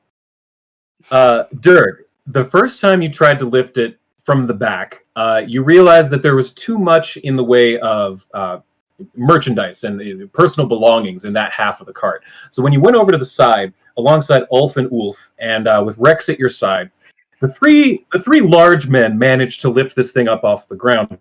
But Rex is the first one to do the heaving. So it actually, even to Ulf and Ulf, they think he actually helped. Because they saw Durg rolling that, trying to lift it that first time, and the cart did not budge. But the second Rex got in on this, that thing got out of the rut. And Rex, you are completely convinced that was all you. That was all you. Did all of us see this? Yes, everyone except Khan, obviously. But yes, everyone was able to see that. Abe's gonna walk up to Rex and say, "Well, Actually, we're putting you in the front of every combat." I was just gonna say, you know what? Or no, you actually think it. You're not lying. Yeah, that's fine. It's good. So yes, we got that. My foes will flee in terror at the name of Rex Physic. Ulf and Ulf look to you guys. They clap each other on the back, clap you all on the back. They look to Rex and say, "This little man is going places. We need to hire him for a longer of merchants." Yeah, let's go tell Bort all about what just happened. So they run to the front. About 30 seconds later, you hear an uproarious coming from the front of the caravan.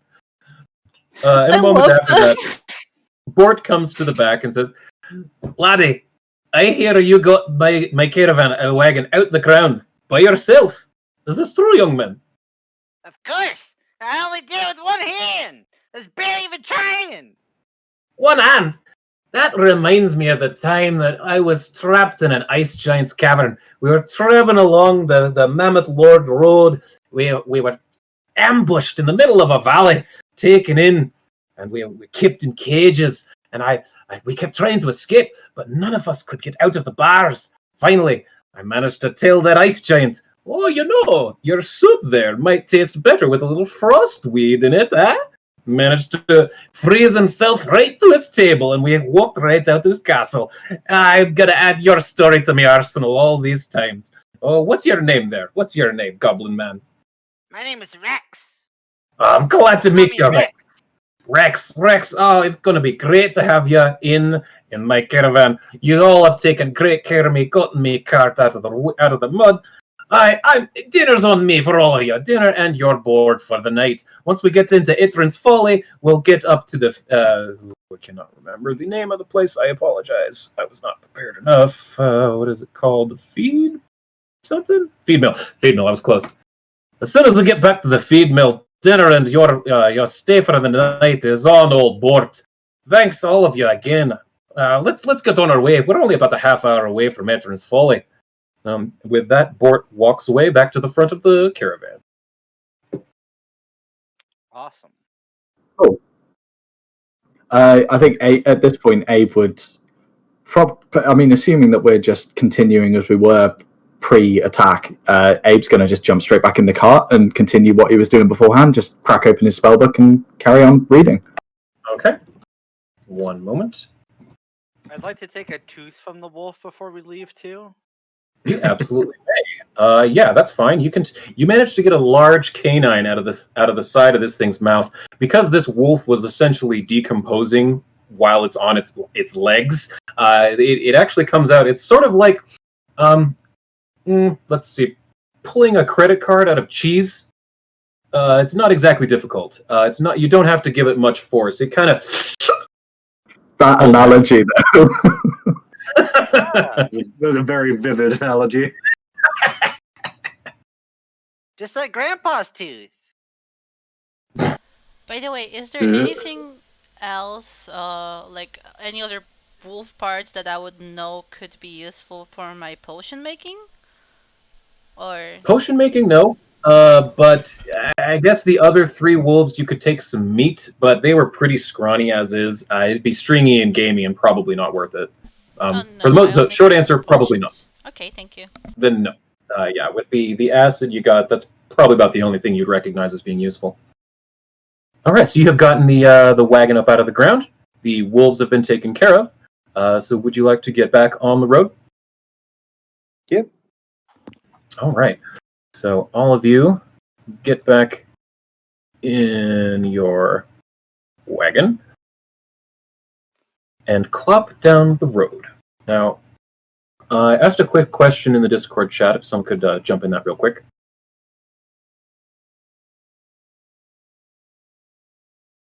We generally go about 4 hours. 4, okay. All right, so as we are continuing clopping down the road, the wagons are bouncing. It takes about a half hour. Khan is still relatively unconscious, but as you're getting closer and closer, about a half hour passes, and you hear from the front, Adrian's Fall is straight ahead. I'm on the wrong page. I apologize. Oh, nope. There we go. Okay, so as you're pulling into Etrin's Folly, it's a very small little hamlet. A very local place. It's really the only stop off between the Isker and the 5 Kings Pass. It's really nothing more than an overnight stay with an inn. It doesn't even have a jail. But when you roll into town, the first place you go is to the feed mill, the only tavern and the only inn in the small community. Most of these simple wood and thatched homes in Etrin's Folly look identical to one another, and they're all in pretty much a similar state of disrepair. This town seems like it was larger at one point in time than it is now. Many abandoned buildings, many abandoned homes. So, as you're going into town, you approach the feed mill, the only tavern in town. You approach near the sides, as Ulf and Ulf seem to know where they're going. They pull up to these stables, and a small halfling woman comes out and to greet you. Let me find her. I apologize. There's this. Okay. So the feed mill is the town's only inn, tavern, general store, crammed into one overcrowded business. It happens to also be the only place in town with rooms to rent, albeit that's really just a loft above the stables. This is the place where Bort and his caravan stay every time they visit, and the accommodations, as you can tell, are probably not very great. This is mostly just a large building that serves maybe some food, maybe some alcohol, and a small loft above the stables. So the niceness, the luxury is not quite as high as Bort would have had you believe. But you are going to be able to stay here for free and eat on Bort's dime this evening. So as you pull up to the stables, need to find the person I'm looking for. Oh my goodness, NPCs. So, did Khan wake up already? Yes, by this point, Khan is slowly coming to, groggy, but the eyes are opening. It's been a long enough time that she's managed to come back to stir herself back to consciousness. So Rex's face is like maybe an inch away from your face. As soon as you open your eyes, he goes, Hey, did you die? Did you see people when you died? Did you see a lady named Bess? She's a human. Did you see her? Abe's going to turn and look at Rex and say, "Please, Rex, please give her some space. She's just almost died, but not quite. Please, just let her recover a little longer. His face moves like maybe a centimeter away, and he goes, "Is this enough space?" We'll work on that. I think Khan is gonna like groggily put one mouse hand right on Rex's face and just kind of push him away. Like he doesn't go, but you like slowly shove his face away. But the whole time he's asking you questions like, "Did you see a giant named Hilgris?" But muffled from the hand.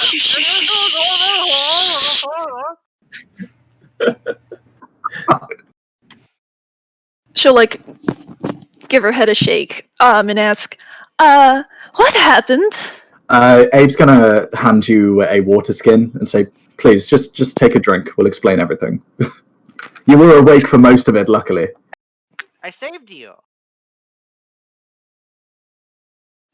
He saved me. Not exactly, no. As you're having this conversation, the from this inside of the stable, a small halfling woman comes out. She's stumbling a little bit left and right. In her right hand, she's holding a big jug. You can tell she's probably been in her cups for a little while. She comes out and says, "Oh, Oaf and Oaf! Oh, welcome back! Oh, good to see you as always. We'll get the horses in. Oh, you got some new people. Hi, I'm Edra Wythe. I'm the stable hand here at the feed mill in Edford's Folly. Welcome to have you here. And cheers." And with that, Edra takes the reins of the horses and begins to put them down for the night. I look at the stable and I go, Wow, is that where we're staying? I've never seen a place that clean. By all means, Rex. I chase after the horses. They kind of mine. Sorry. Durg kind of looks back at the group and then looks at the stable, looks back at the group, and then also follows Rex. Well, and Edra looks to you both and says, "Oh, there's food inside. I'm the one who takes care of the horses out here. So thank you. But enjoy your stay here at the feed mill." And Edra is in the process of food. I thought we were gonna eat hay like the horses. Durg is in the process of pulling out the boar and just stops. Slowly puts his handful of hay back on the ground.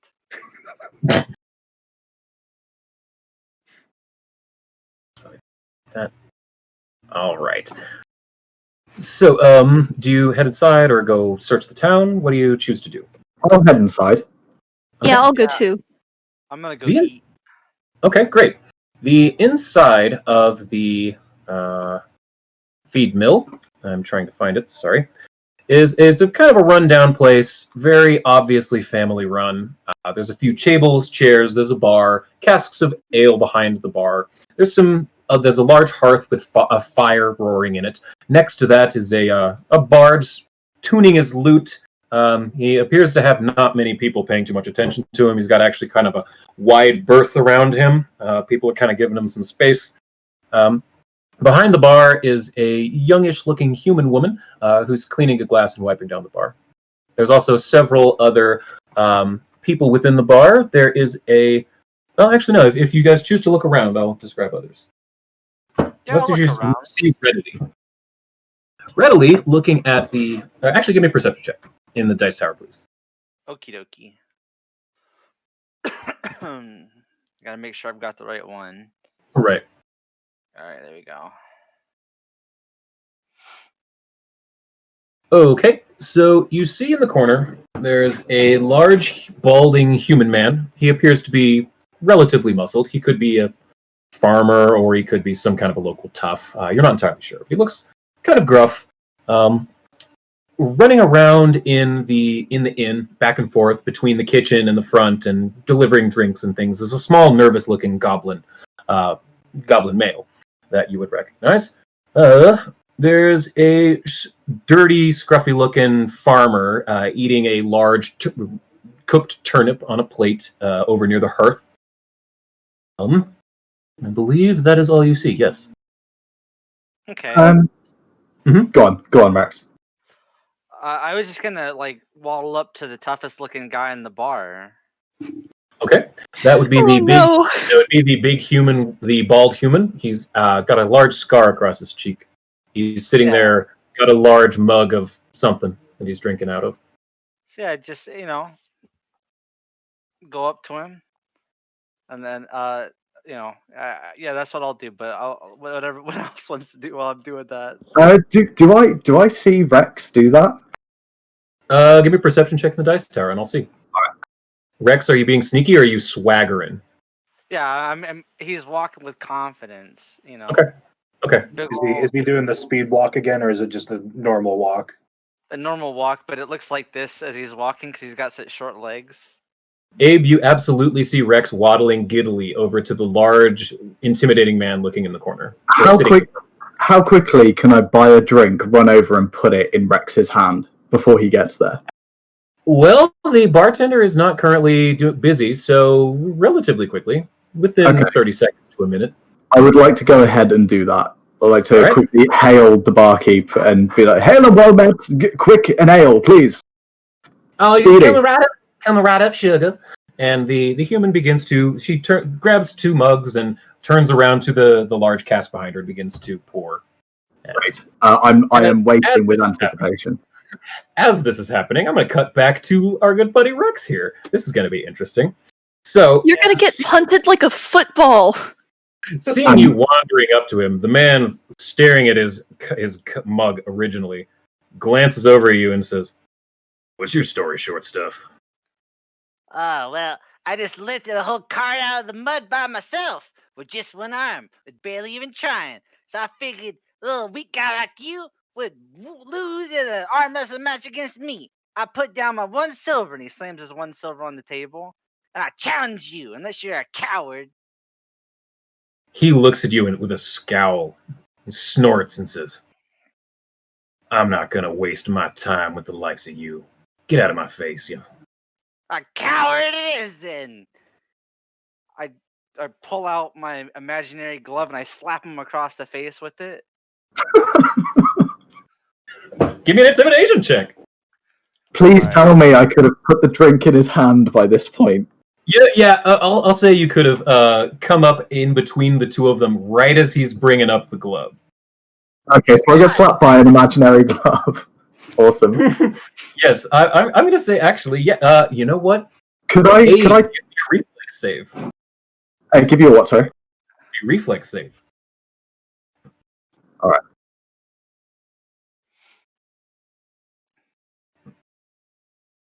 I just have servants handing me drinks left and right. Yes, actually, Abe, you are absolutely able to jump in the way of that the glove slap, and you take it for this large man. He sees that you just did that, and he sees that you are holding out a large mug of fresh ale in your hand. He looks at you, Abe. He looks at Rex. He says, "This one just saved your life, green thing." And he sits back down. A coward, I say. I'd like to use Mage Hand to slap Rex. No, I'm joking. I'm not going to do that. I'll turn round to the big guy and say, I'm so sorry, and I'm just going to put the ale on the table in front of him. Presumably he's got a table. He sat at a table. Is that right? Yes, correct. I'm going to put the ale on the table and say, "With my compliments," and then I'm just going to back away, grab Rex, and drag him towards the bar. He gives you a very small nod, Abe. I'm going to try to slip his grapple without him noticing. Okay, that's a acrobatics, I guess? Yes. Alright. So while he's rolling that, I'm going to jump in here real quick, too. Sure.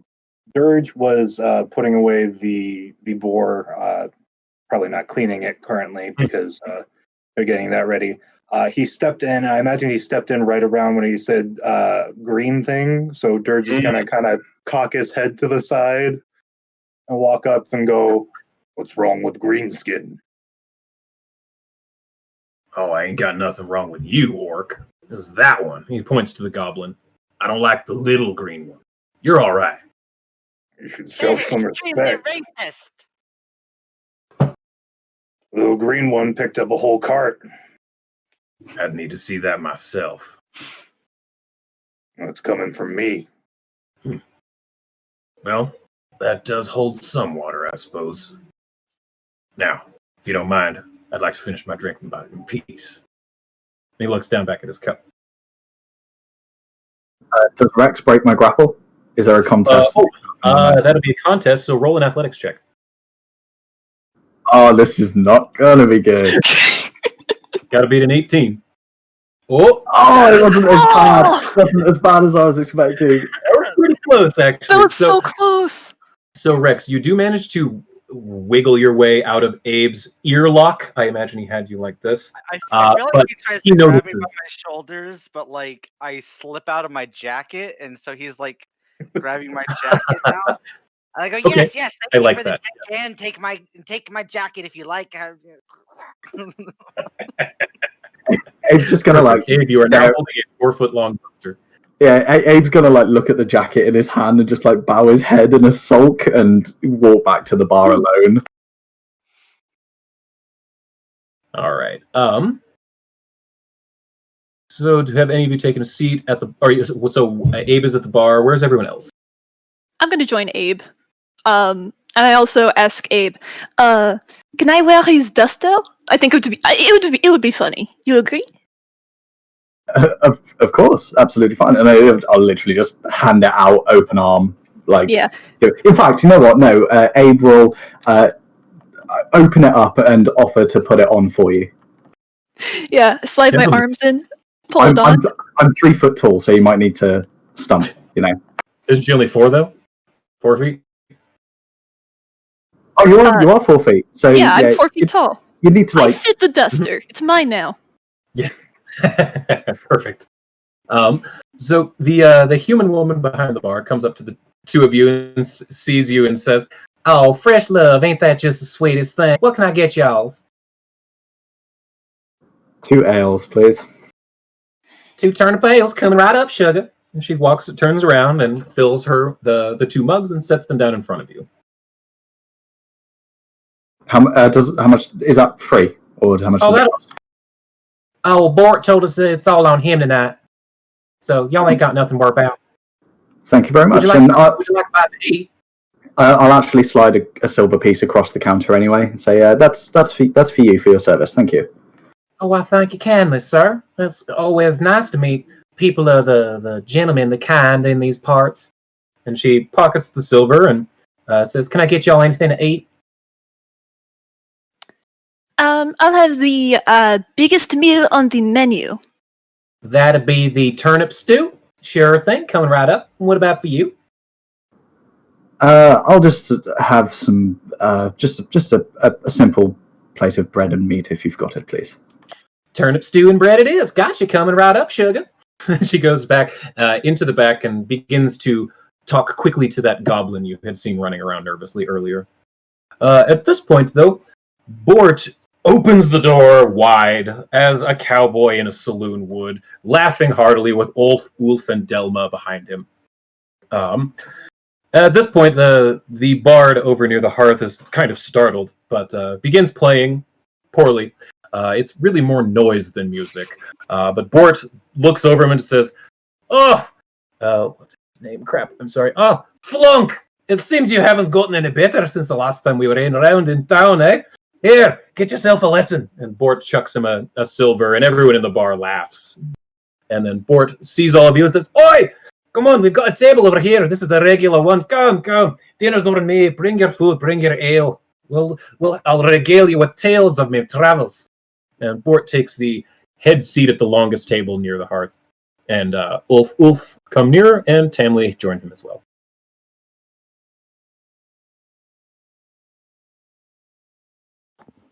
Just a minute. We have food on the way. Oh, they'll bring it over. Sorry, it's names. They'll bring it over to the table. Finnick is quick on his legs. Just like this one over here. You goblins are a lot stronger and quicker than you look, I swear. Never underestimate a goblin.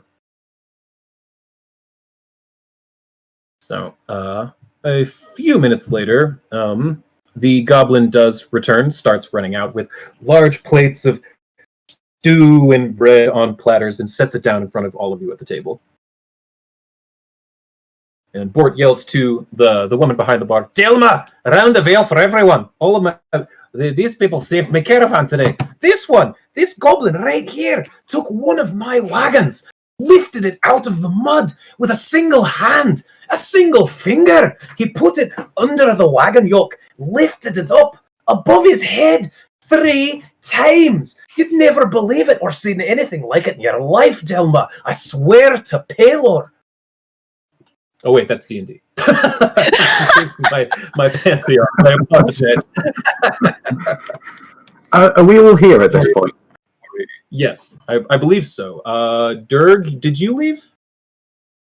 Yeah, Durg did leave him to his devices. Alice? Oh, I meant the inn. Did you leave the inn? Oh no! To I deal did with not the leave pig the inn. or whatever? Sorry, I thought we were talking about the bald-haired man. Oh, the guy. I gotcha. No, gotcha. Okay, so yes, you are all in the tavern. Yes.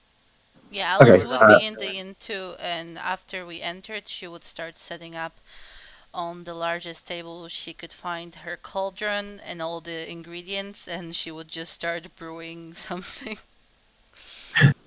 In which case, Abe's going to stand up, walk over to Alice and say, what is it you're working on? I'm not sure yet. We'll see.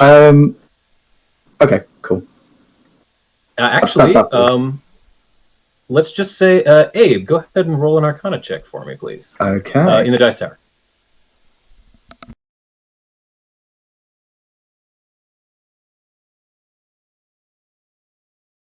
You can tell from your studies in the arcane that she's definitely experimenting with alchemies.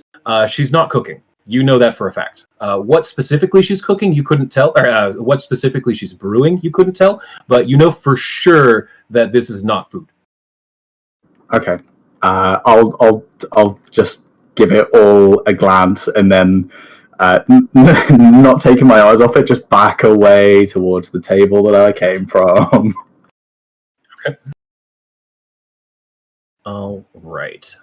Let me see here. Durg will approach Alice. Okay. What are you making? He would just ask that. I don't know. I'm experimenting. That acid, that stuff that the wolf puked on you, I'm trying to make something with that. I imagine he probably still has like some of it on him, and he just kind of like scoops it off and then sets it on the table. Love it. Oh, thank you. That's very useful. I hope that makes like a proper slap sound effect as well. Is the sound that it makes hitting the table. So yeah, Alice, you now have a little bit of extra wolf spittle to put into your experiment there. So a few minutes goes by. There's lots of laughter and joviality. The Flonk, the bard, is still plunking away, singing a song about long tales from long ago of a plague that had hit this town, caused much death and famine problems. But just the way Flonk sings it is just not great, and he's not good with words. It's really repetitive. But yeah, that tells an okay story. Can we get a demo? During Oh, there was a town called Plaguestone. It was an ancient city. Within the walls, they've heard the calls, and now everything went shitty. Very good. That's Flonk's song about Plaguestone. I wasn't expecting that. I can't believe I pulled that off. Awesome. That was brilliant. Thank you for that. Thank so you. Good. So good. Threw me off, but I like it. I appreciate it. Okay, so as Flonk is singing his terrible song about Plaguestone, Finnick the Goblin does start coming out, and he's carrying trays. There's a little bit of roasted meats, you say. It smells quite delicious. If anyone wants to give me a nature check, it's going to be a really low DC. And it can be public, doesn't have to be private. All right. Okay. Anybody else, or just the one? Hey, I'd be Ooh. happy to. Alice, you are convinced that you're having wild blink dog tonight. However, Rex knows and Durg knows that you're about to eat some pork. So Delma and Finnick had managed to clean and cut and cook at least a little bit of the meat, enough. Since you were the ones who brought it out, they brought you the choicest cuts of the boar. So in addition to your turnip stew, you each have a nice thick piece of roasted pork. So I'm just gonna go, oh, pork, and start winking like really crazily. My favorite, and I'll start eating it. That's not Bort pork. looks at the food and says, Oh, I saw that green man over there. He's the one who caught this pig.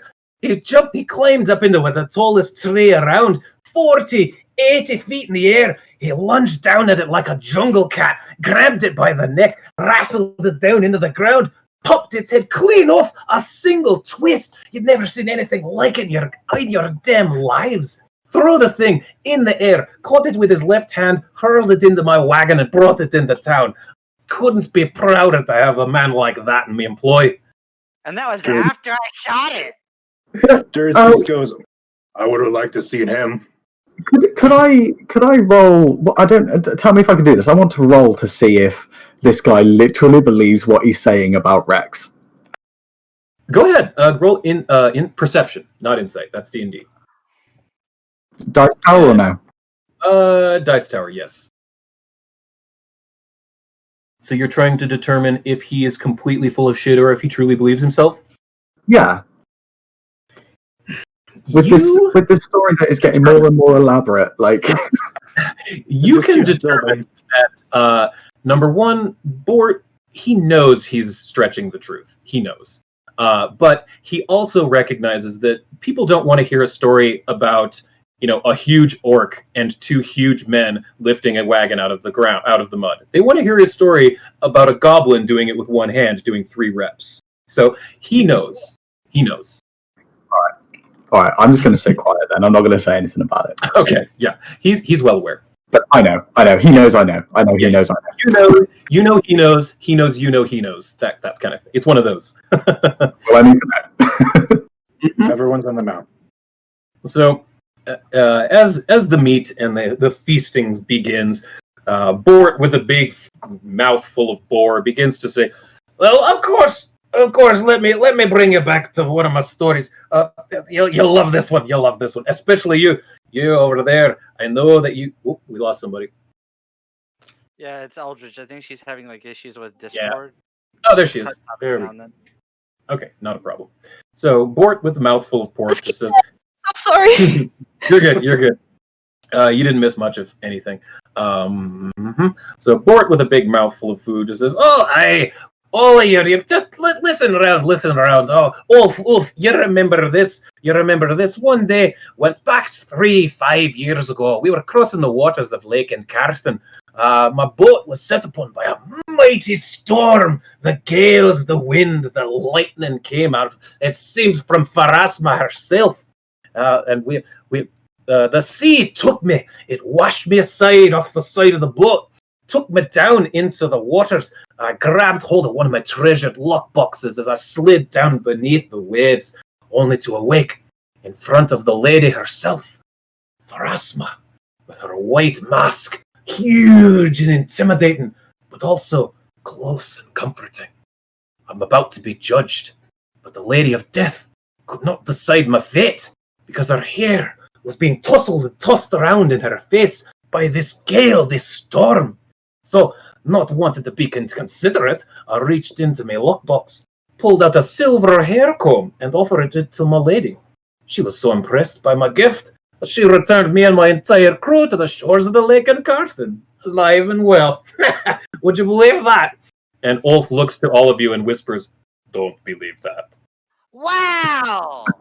I can't believe that. It's such an amazing story. Oh, every time we travel, we get a new one. We put another notch in the bedpost, so to speak. Huh? Hey.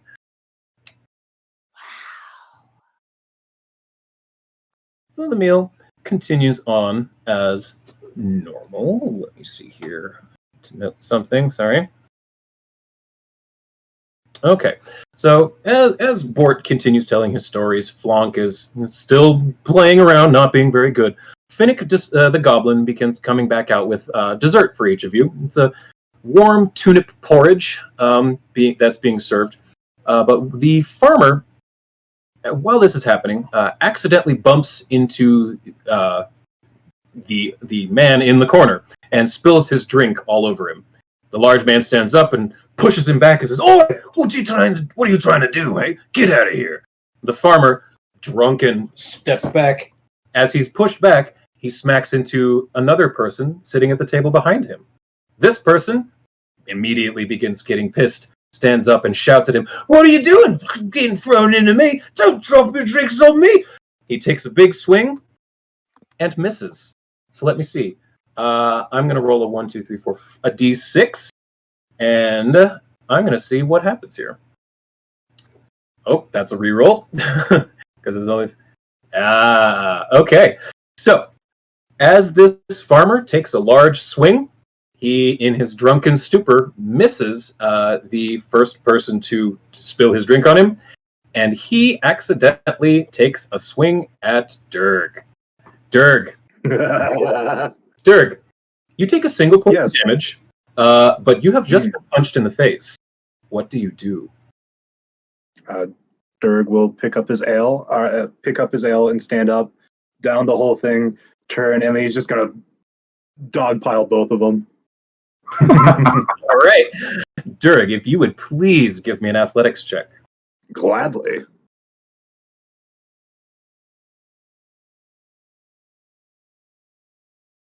Hey, that's pretty good. Okay, you actually do manage to grapple one. How would you like to grapple him? You want to just grab him? You want to pin him to the ground? How are you doing this?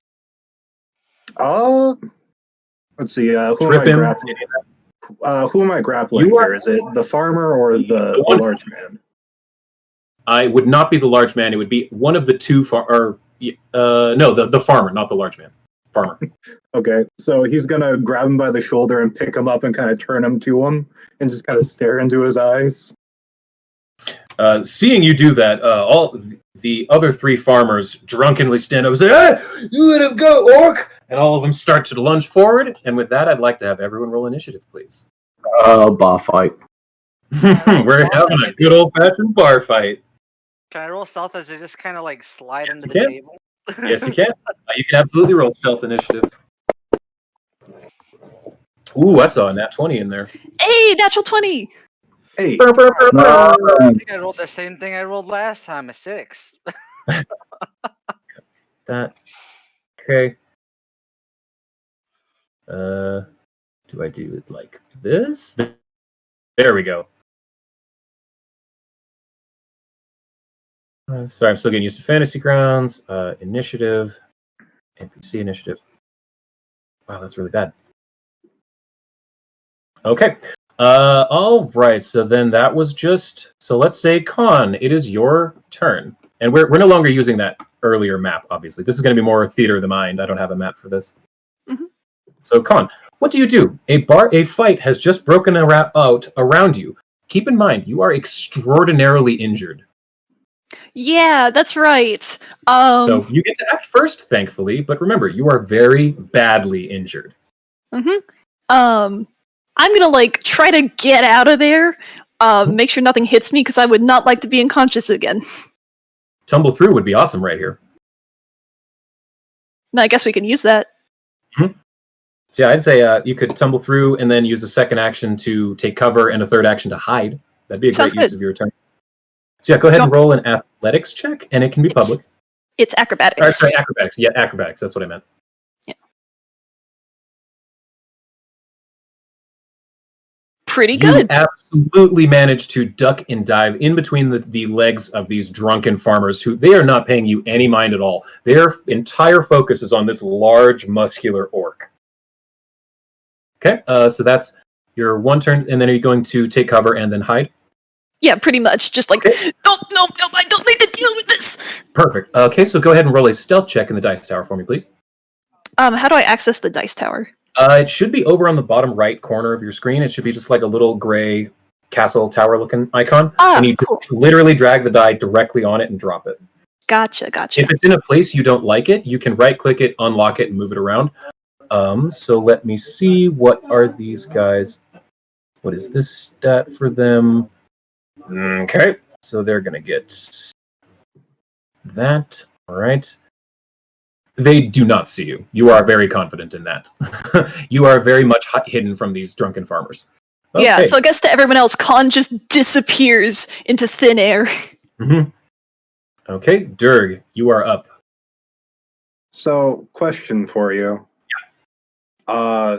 If I were to say, because I'm grappling onto this farmer, grab his belt loop and then beat a motherfucker with another motherfucker, what would that be?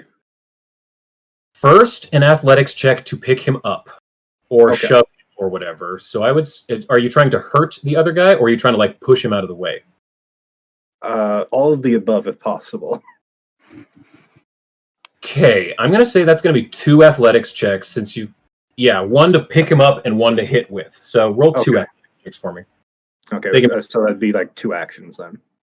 Yeah. Gotcha. And also, since athletics checks, damn. That is absolutely a critical success. So you pick this farmer up, you grab him by the shoulders, you lift him up like nothing, like he's a doll. Go ahead and roll your second athletics. Your athletics check to see if you can swing him. Oof. Okay, yeah. You pick up a motherfucker and you swing him at another motherfucker. Let's say, what's your strength mod? 4? 4, yes. Let's do D6 plus 4 damage to this guy. Okay. That's just my unarmed, so I'll just roll that. Or yeah, there you go. You lay into this guy. One of them, let's see. Did you punch the guy before you grabbed him, or did you just grab him? No, I tackled into him as well. You just tackled him, you didn't punch him? Okay, cool. No. All right, you have smashed one farmer into another farmer, and at that, everyone in the bar gets up. Finnick, the goblin, looks nervous. He drops what he's carrying and bolts into the back of the inn. Delma, the human woman behind the bar, immediately runs out the front door, screaming, "Oh, God, get the sheriff! Get the sheriff! Get the sheriff!" And Flonk, oddly, begins to start playing faster with more motivation. Ding, ding, ding, ding, ding, ding, ding, ding, ding, ding, ding, ding, ding. It's actually better than you thought. He plays a decent fight song. So with that was 2 actions. You still have an action, Dirk. Yeah. I suppose for my last action, I'll just let go of him as I slammed him into his friend, and then I'm going to enter Mountain Stance. Perfect. All right. So that'll be it. Abe.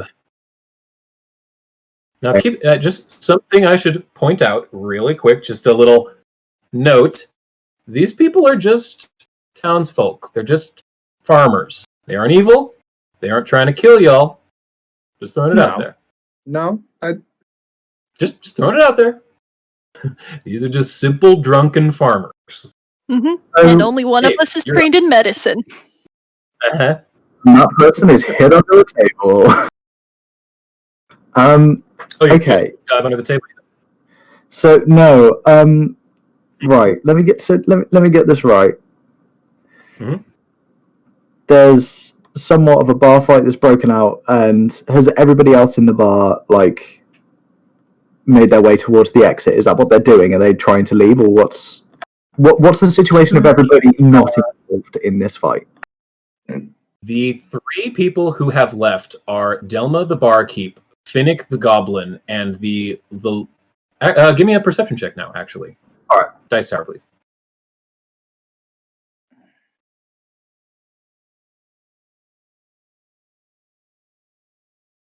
You only notice those 2 leave, Finnick and Delma. Okay. In the chaos, you're not entirely sure if anyone else left or came in. Okay. Shit. Okay, hold up.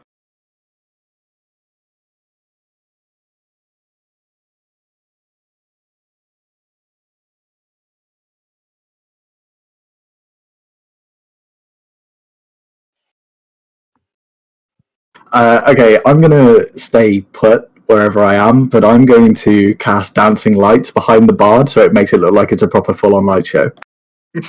Love it. Okay. So now that Flonk is playing in quick double time, there's now a flashing strobe. So Flonk, he begins to see that this is going on, and he decides, I'm going to start vocalizing. He starts going as he's playing, trying to give y'all a little beat. Oh yeah! Fight on, guys! All right, so was that your whole turn, Abe? Yeah, that's a Right, Ugly Alice, you are up.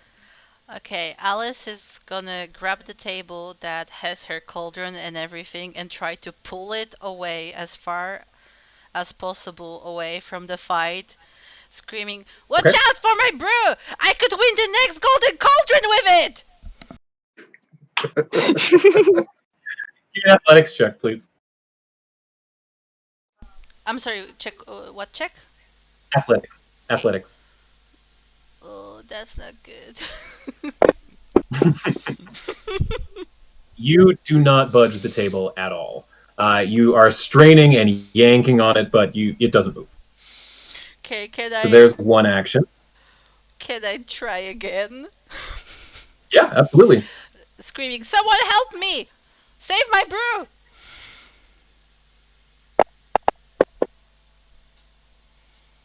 There you go. The table was stuck in a little hole in the wooden floor, but you managed to pry it loose, and you can pull the table back, let's call it 5 feet. That's enough.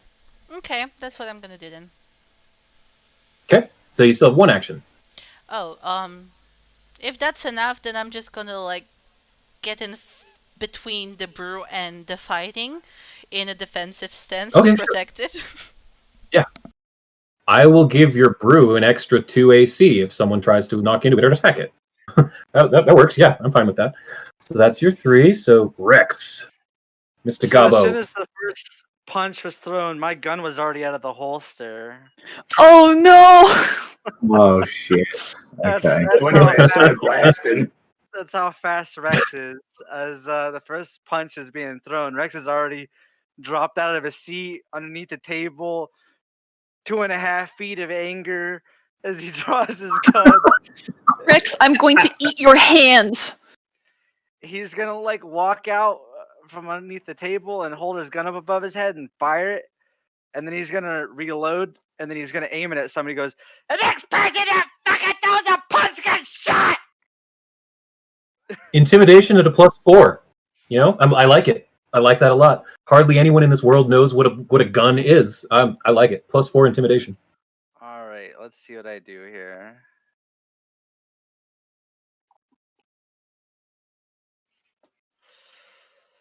Okay.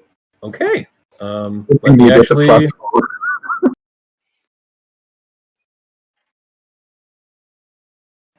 to know something? You just critically succeeded. So, yeah. What happens is everyone in the bar stops. It's literally like in an old 80s movie, the music, record scratch. Everything is silent dead, or dead silent after that gun blast.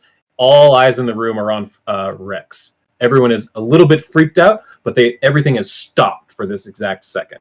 So you have what? 1 action? 2 actions? Yeah, so I say, "Sit fucking down!" And the farmers do. So does Abe. He's shit scared. I climb back in my chair. And I go, "Now fucking drink!" And he puts his gun back away.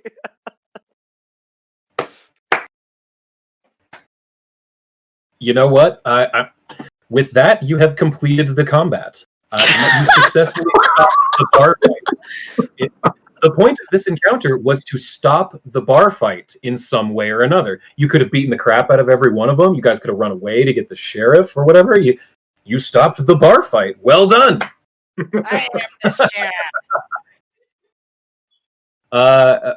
Everyone goes back to their drinks. Flonk actually seems to be really disappointed because he was in a groove. He was rocking.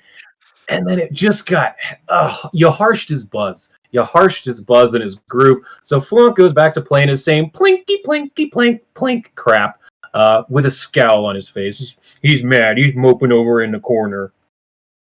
A few moments later, the drunken farmers begin to go back to their cups and their porridge, and actually, one of the farmer who spilled his drink and accidentally punched Durg comes up to you with his 2 mugs of ale in his hand, and he's looking at the ground at his feet and says, "I'm sorry, I wasn't trying to hit you. I missed here." And he's handing you a mug of turnip ale. Okay. Durg will take it, clink his mug, and then down the whole thing in one gulp. Seeing that you did that, he's going to attempt to do the same. We'll see what happens. Oh, he sculls it. No problem. He matches you swallow for swallow on his beer. He looks at you. Once he's finished it, raises it and says, "Here's to your health." And he wanders back over to his table to his pudding. As he's going, Durg is going to grab his shoulder, pull him over, and kind of get him in a hold and bring him over to the bar and set the cup down and pound the table twice for 2 more shots. You notice that there's no one behind the bar. He'll look to the left and right, realize that they ran away, and he's just going to start rifling through to grab like 2 drinks. Perception check on the dice tower, please. All right. It's not IDC. Perception. 13. You find a dusty bottle near the bottom of the bar, back behind it. As you blow it off, you can see that it's got about this much some kind of spirit in it. It says Etrins Select. Shrug and pour it into the glasses. It's red, fruity. It smells like it's probably wine, but it seems aged. It seems fine. It smells good. That'll do. Just question, are you sharing that with that farmer? Oh, or yeah. Is this just all you? Yeah. Okay, he looks at it and he says, "I haven't had any of this in quite a while. We haven't had the Select since the plague. Cheers to you, good sir." And he starts to sip the wine with you. As you are sipping on your wine, the front door of the place... well, wait a minute. Am I getting ahead of myself? Sorry, give me 5 seconds. I need to make sure I'm not getting ahead of myself.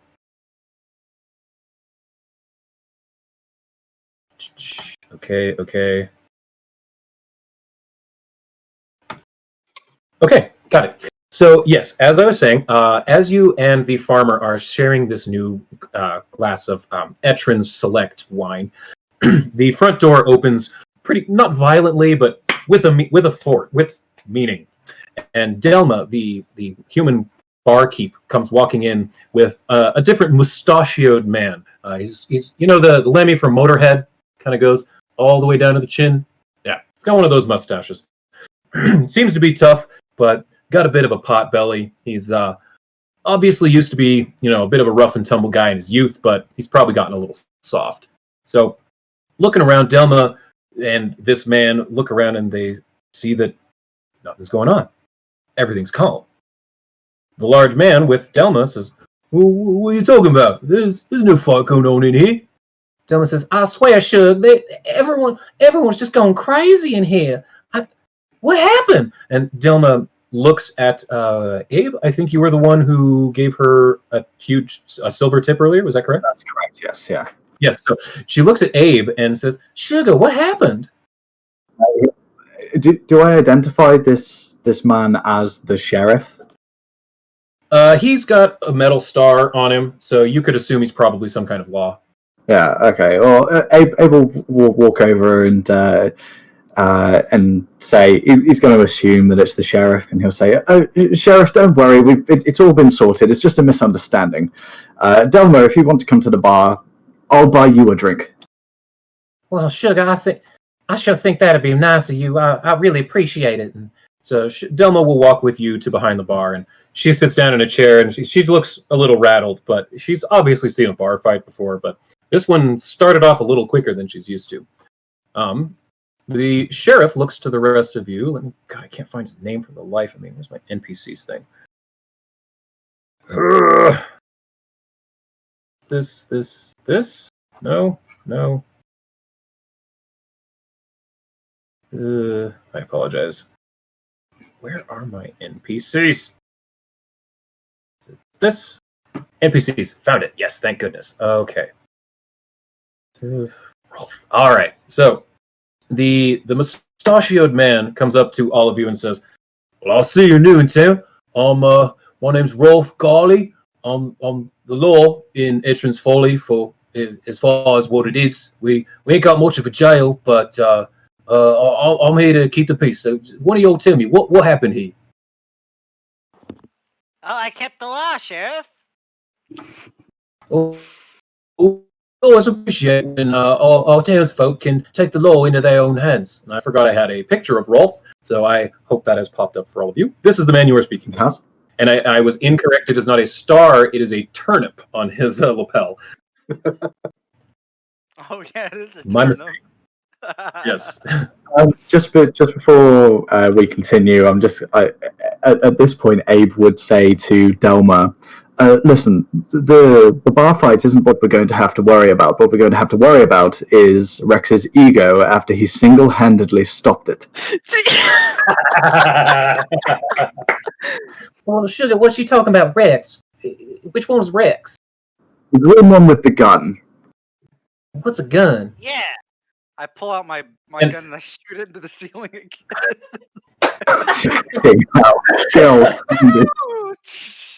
It is loud. It is a crash. You put a decent-sized hole plug in the roof. Delma screams, "Ah! Sugar, what in the heck was that? Are you some kind of wizard?" And the Rolf, the large man, looks at you and says, "Oh, now, I don't know what that is, but y'all can't be doing that in here. Please, son, put that away." I put it away. Oh, thank y'all. Now, I do it like fancy. I go, twirl it and Revolver Ocelot. beautiful. I didn't need that. Double check something. Okay, I so feel like his chair went as he fired.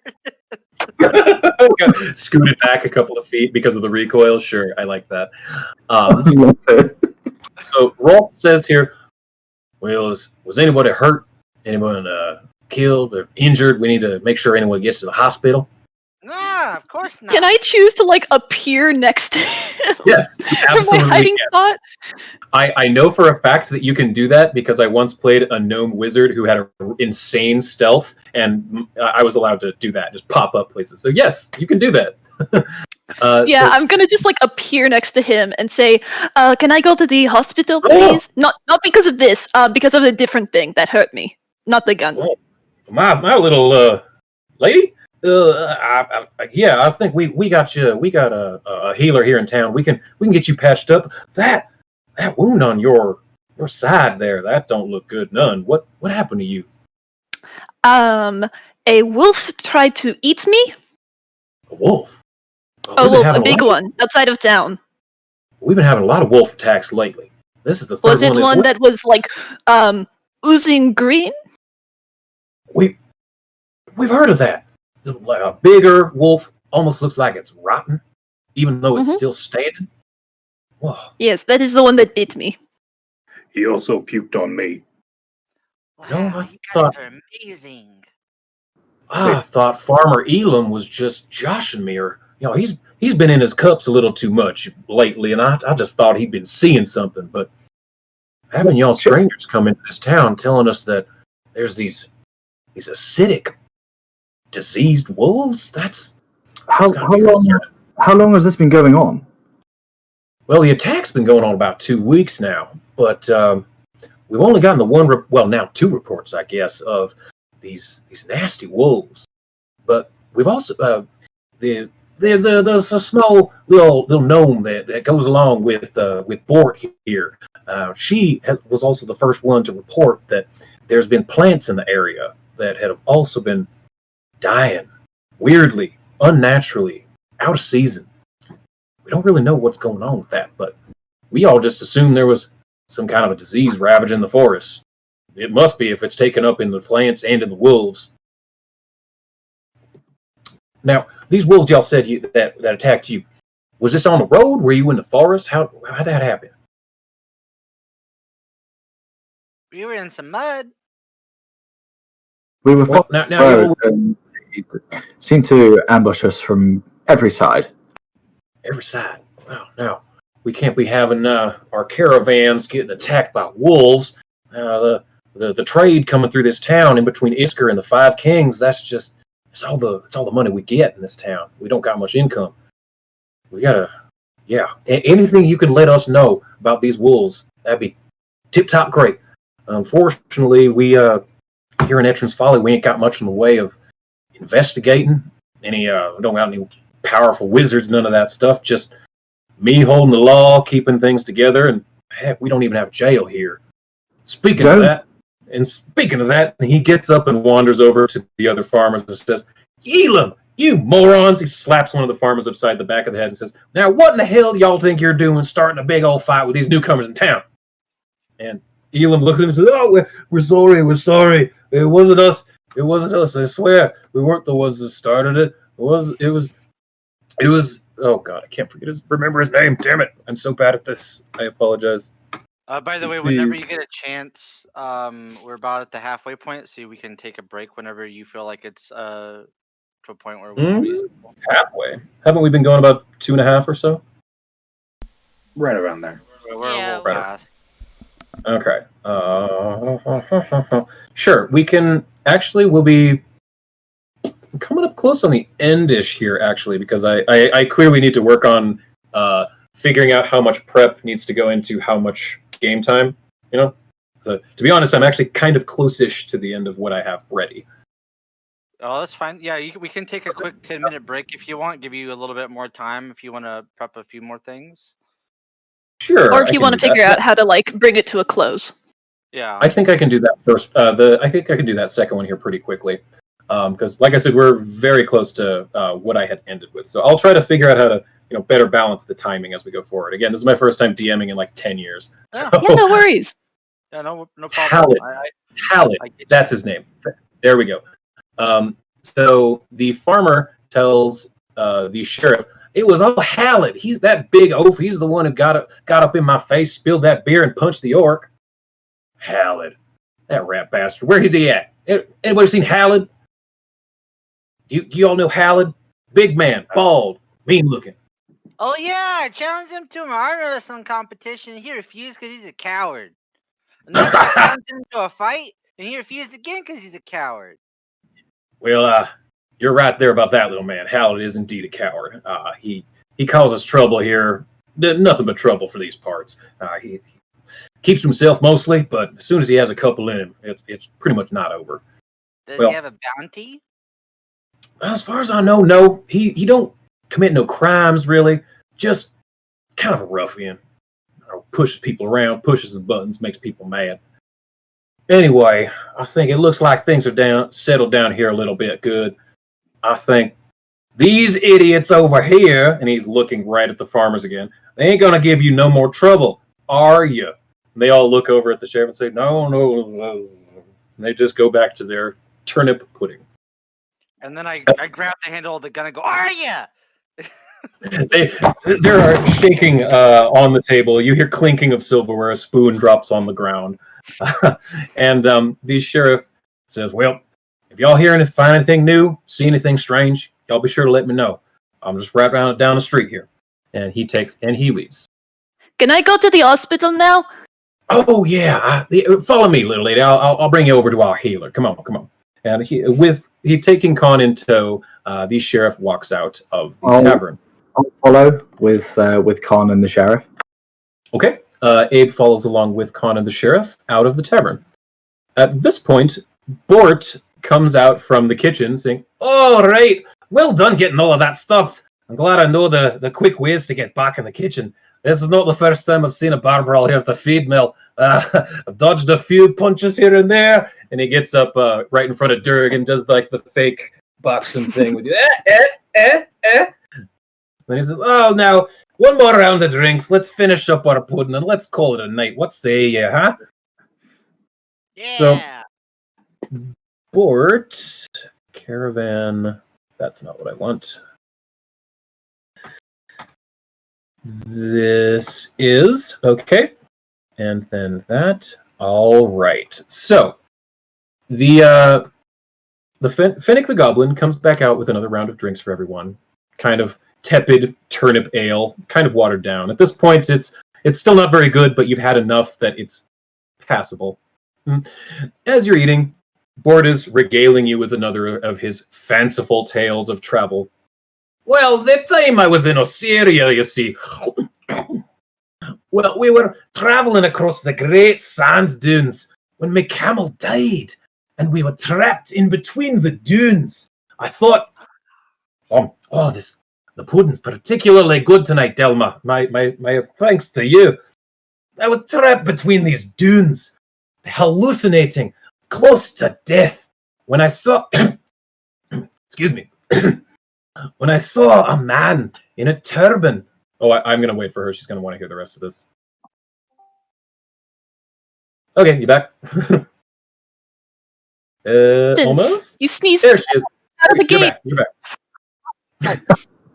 We got you back. So, when I was hallucinating, I thought I was an inch away from death. When I,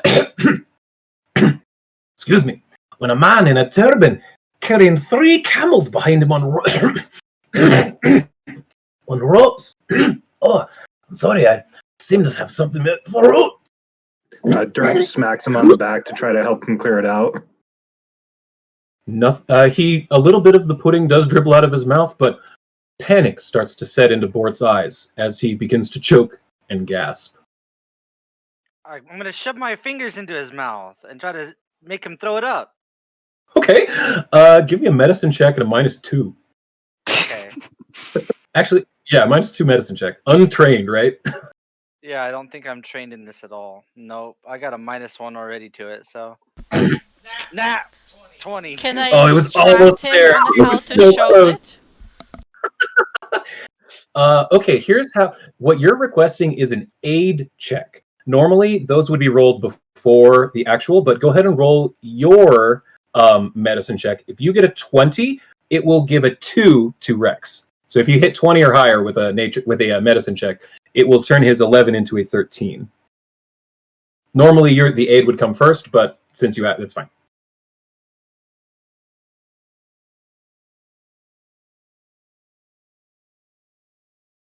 Mary, you roll your medicine check. Yeah, you roll your medicine check, Mary. Sorry. No problem. It's not. You do not aid. So, Rex, you do manage to get a couple of fingers inside of Bort's mouth, but you notice that they don't go as far back as you would have expected them to. You kind of, you've put your finger in your mouth to make yourself throw up. You know about how far back you need to get, but your finger got for that here. It's like there's something you can't. It's not an object. Your finger just stops. You can't get it down far enough. Open your mouth. And I'm like trying to. At this point, Ulf and Wolf are standing up, kind of not knowing what to do, looking at each other, looking around. Shove your gun in his mouth, Rex. That'll reach. Should we get the sheriff? Yeah, let's get the sheriff. And Ulf and Wolf run back out of the tavern. I try to look into his mouth and see what's going on. You see that you can't even see his uvula. His mouth appears to be shut closed. I can't see his boovula. Bort, at this point, is... And he's beginning to turn purple up in his face. He's beginning to swell up, and he's convulsing. What do we do? Gotta make an alternate, like, tunnel for the air to go through or something. I don't know. Delma, at this point, screams and runs out of the bar again, chasing after the sheriff. Durg is going to... He's freaking out right now because this was the dude that hired him. He's going to pick him up and just take off outside the bar and try to catch the sheriff with him. Yeah, athletics check just to hoist him up. I'm sure it'll be fine. Yeah. This should be fine. Should be. There's always that one, but we'll see. Oh, you're fine. You're fine. You pick up this dwarf like he's a sack of cloth. And you swing him over your shoulder, and you haul ass outside that tavern. You can feel him convulsing like a little spider monkey while he runs. Yeah, acrobatics. Sure. Oh. You do not. Wow. Durg is just a little. Durg isn't in. You've only ever seen Durg moving while in mountain stance. So currently, he's moving a little bit faster than you were expecting. So you jumped, but he was just fast enough to get out of your way. I with my little tiny legs, I tried to chase him. Okay. Alice, so help! What's happening? all of you now at this point manage to catch up to the sheriff and Khan and Abe. And the sheriff looks at him and says, "What happened to Bort? What happened to Bort? Oh, we need to get. Oh, come on!" And he runs and begins to run quickly towards a small, really more of just a house, about 3 to 5 doors down from the feed mill. And he bursts open through the door and says, "Trin, we got Bort here. We don't know what's going on. Here, do something." And this kindly old woman, human woman, comes out from the back and says, "Oh, hi, Bort. What's happening? Oh my! Right away, Rolf. Thank you for bringing him in." She runs into the back, and you hear the clinking of bottles, clink, clink, clink, clink, clink, clink. And she comes out, and she's looking at Bort, and she's looking at these vials, purple, red, king's foil, and she manages to crack the cork off of one of them. Try to hold it. Thank you. I'm glad at least one of you caught that. "Oh, please, can one of you hold his mouth open, please, for me?" Yeah. Thank you. Meaty claw just rips open the mouth. So she begins to pour this red liquid into his mouth, but it doesn't even go past the back of his throat. It just kind of drips out of the side. She says, "Oh, dear me. She runs into the back, more clinking, Bort convulsing more on the table. Anything anyone y'all want to do? Ow. Can I slam his chest to see if that does anything? You're welcome to.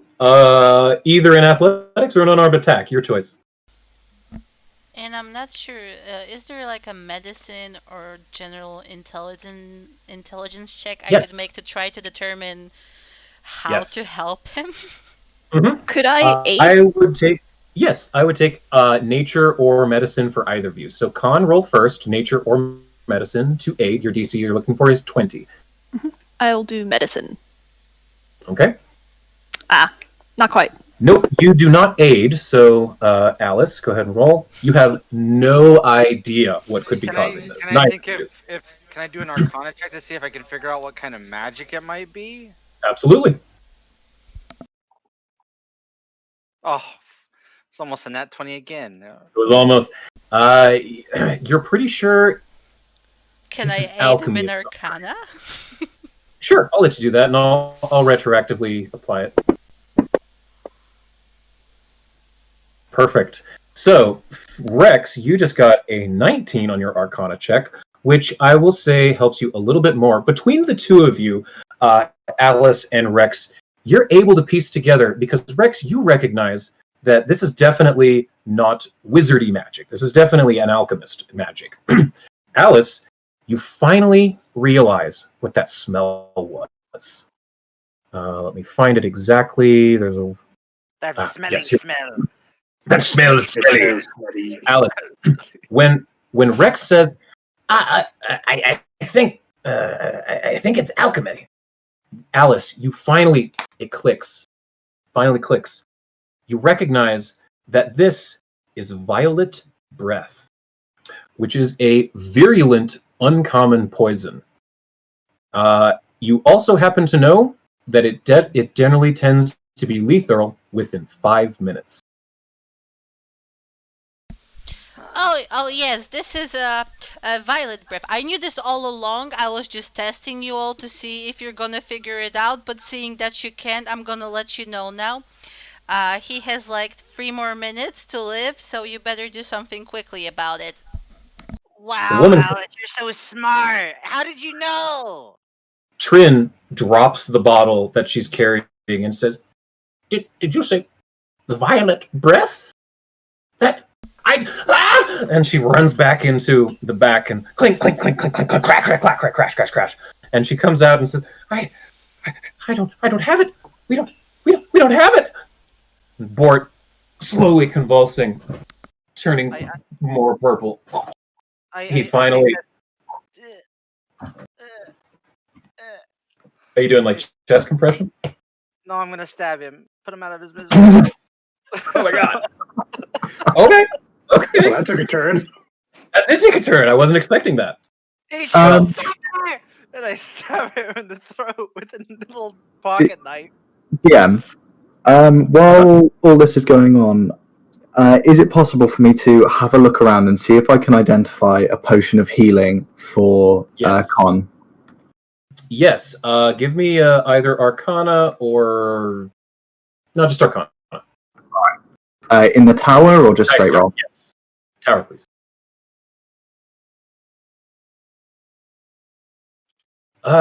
There's a couple you think might be healing potions, but you're not 100% sure. Your study isn't really in alchemy, but there's some red potions and some pink potions that maybe.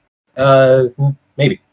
Okay, I'm literally just going to walk over to them, pick up one of each, and then take them to Con and say, you still look in very bad shape. These might help. I'm not entirely sure what they do.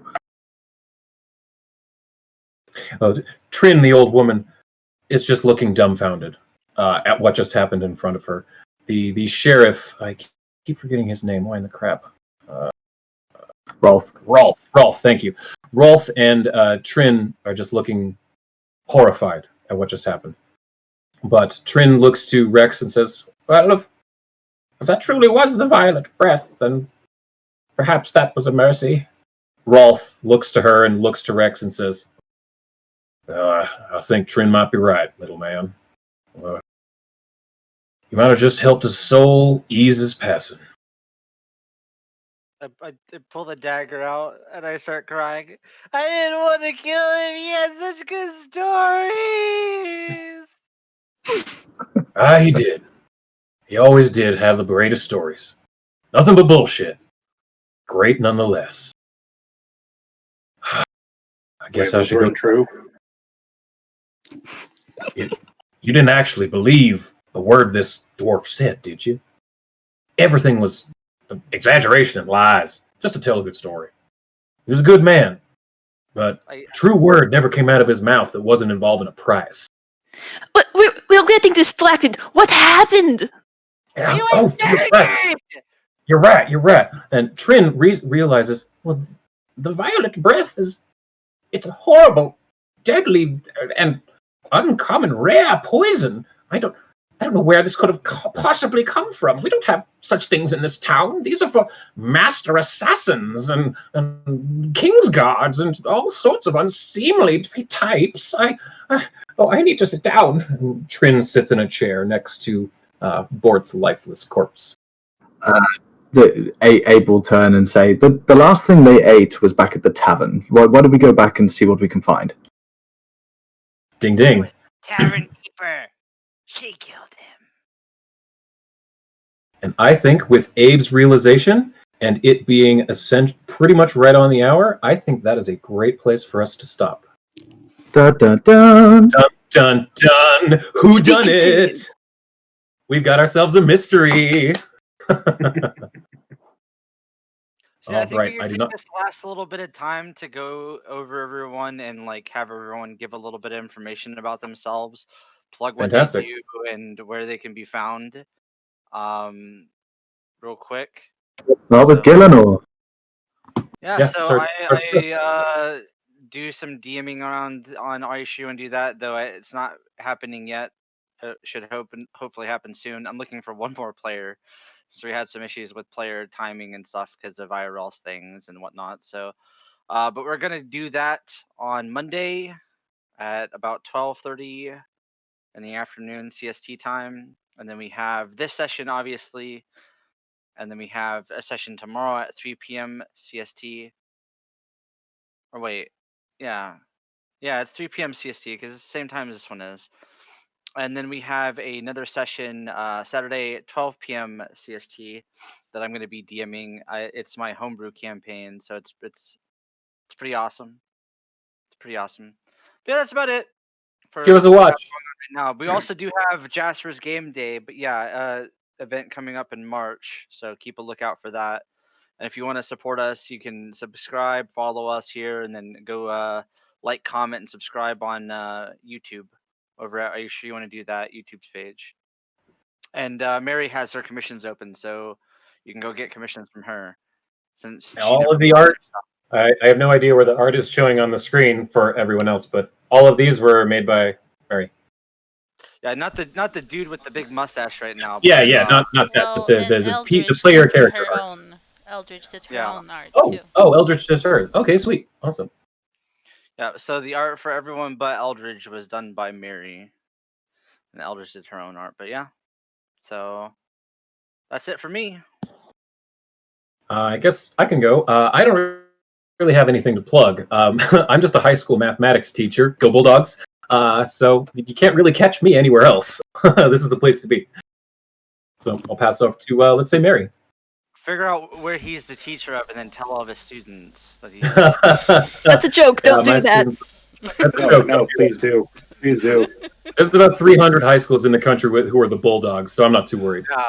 Yeah. There's like the Iowa Bulldogs at least. Like There's 3 the of them. Jennings, Louisiana Bulldogs. Well, so it's not either of those two. Yeah. Or is it? Or is it? Mary, I guess, would be good next. Okay. Yeah, I'm Mary. Hello. Pretty much every session Gil mentioned, I play in. So yeah, there's that. I don't have to repeat it. And I do character art. I do battle maps. I have a Patreon for that. I do commissions, like he said. So yeah, that's me. Oh, and I stream this and stuff. I stream some other games too.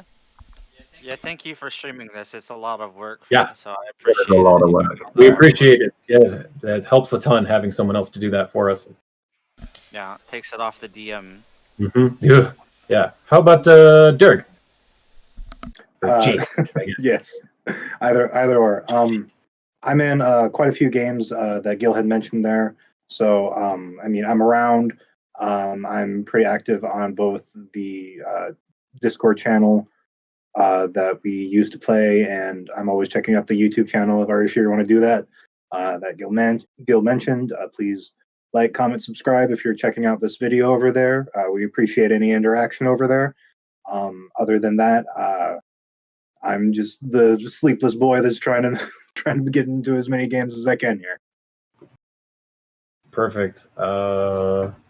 Abe? Why not? Sure. So I just go by Homebrew Dice, the co-owner and founder, etc. of Homebrew Dice. We make custom color handmade dice plus off-the-shelf options for all of your math rock needs. You can come and check out more, which is our website is homebrewdice.co.uk. And make sure to follow us on the socials as well. Instagram, Twitter, it's all at Homebrew Dice, and it's facebook.com/Homebrew Dice as well. Come and say hi. We're as active as we can be on socials, and we love just to have a chat, and it would be great to get to know you all. So thank you very much. Get those custom click-clacks. And then Click-clacks. Yeah, hi. I go by Eldritch. I have the YouTube channel Eldritch_Sugar. I'm a D&D artist and animator. I'm also pretty active, well, more active on Instagram and Twitter with the same username. I'm just happy to be here. Yeah. I met some of these folks during the last Jasper's Game Day, and I'll be participating in the next one real soon. So yeah. Awesome. When this video comes out on YouTube, I will definitely link it through my channel in the community posts. Please do. Awesome. Yeah, we have a game together for that, I think. For the Jasper's Game Day. I'm not sure. I'd have to double check though. That's in March, right? It's gonna be starting March 3rd and going for 5 days. So I think it ends March the 8th. Cool. It's going to be so good. The last one was such a huge success that I'm expecting. I had a blast at the last one. This one's going to be great. We raised a lot of awareness and a lot of money for a good cause. So hopefully we do it again this time. So, But yeah, you guys can follow us on here and everything. But yeah, thanks for showing up and watching us. I hope everyone has a good day. And does anyone have anything else that they need to say before we tune off? Yeah, thanks Patreon.com everyone. slash Pokémon. It was really fun. Thanks, Lumpy, Had a great time. for running it. It was a really fun session, and Of thanks course. everyone else for playing. I look forward to keeping on with this adventure. I love this team. These are great characters. Right out of the gate. But hopefully my voice we'll is gonna fluctuate so much with this goblin. gonna be great. So we'll pick this up same bat time, same bat place next week, and we'll keep this going to find out who murdered Bort Bargith. Do, do, do. It was Alice. It was the I mean, gun. Though It she was is the one. Alice. She is the one who was actively brewing potions in the tavern right before it happened It was One of the Alice farmers. in the tavern with the poison. with the cauldron. Well, bye guys. Have a great day. And you as well. See ya, Bye, everyone. bye.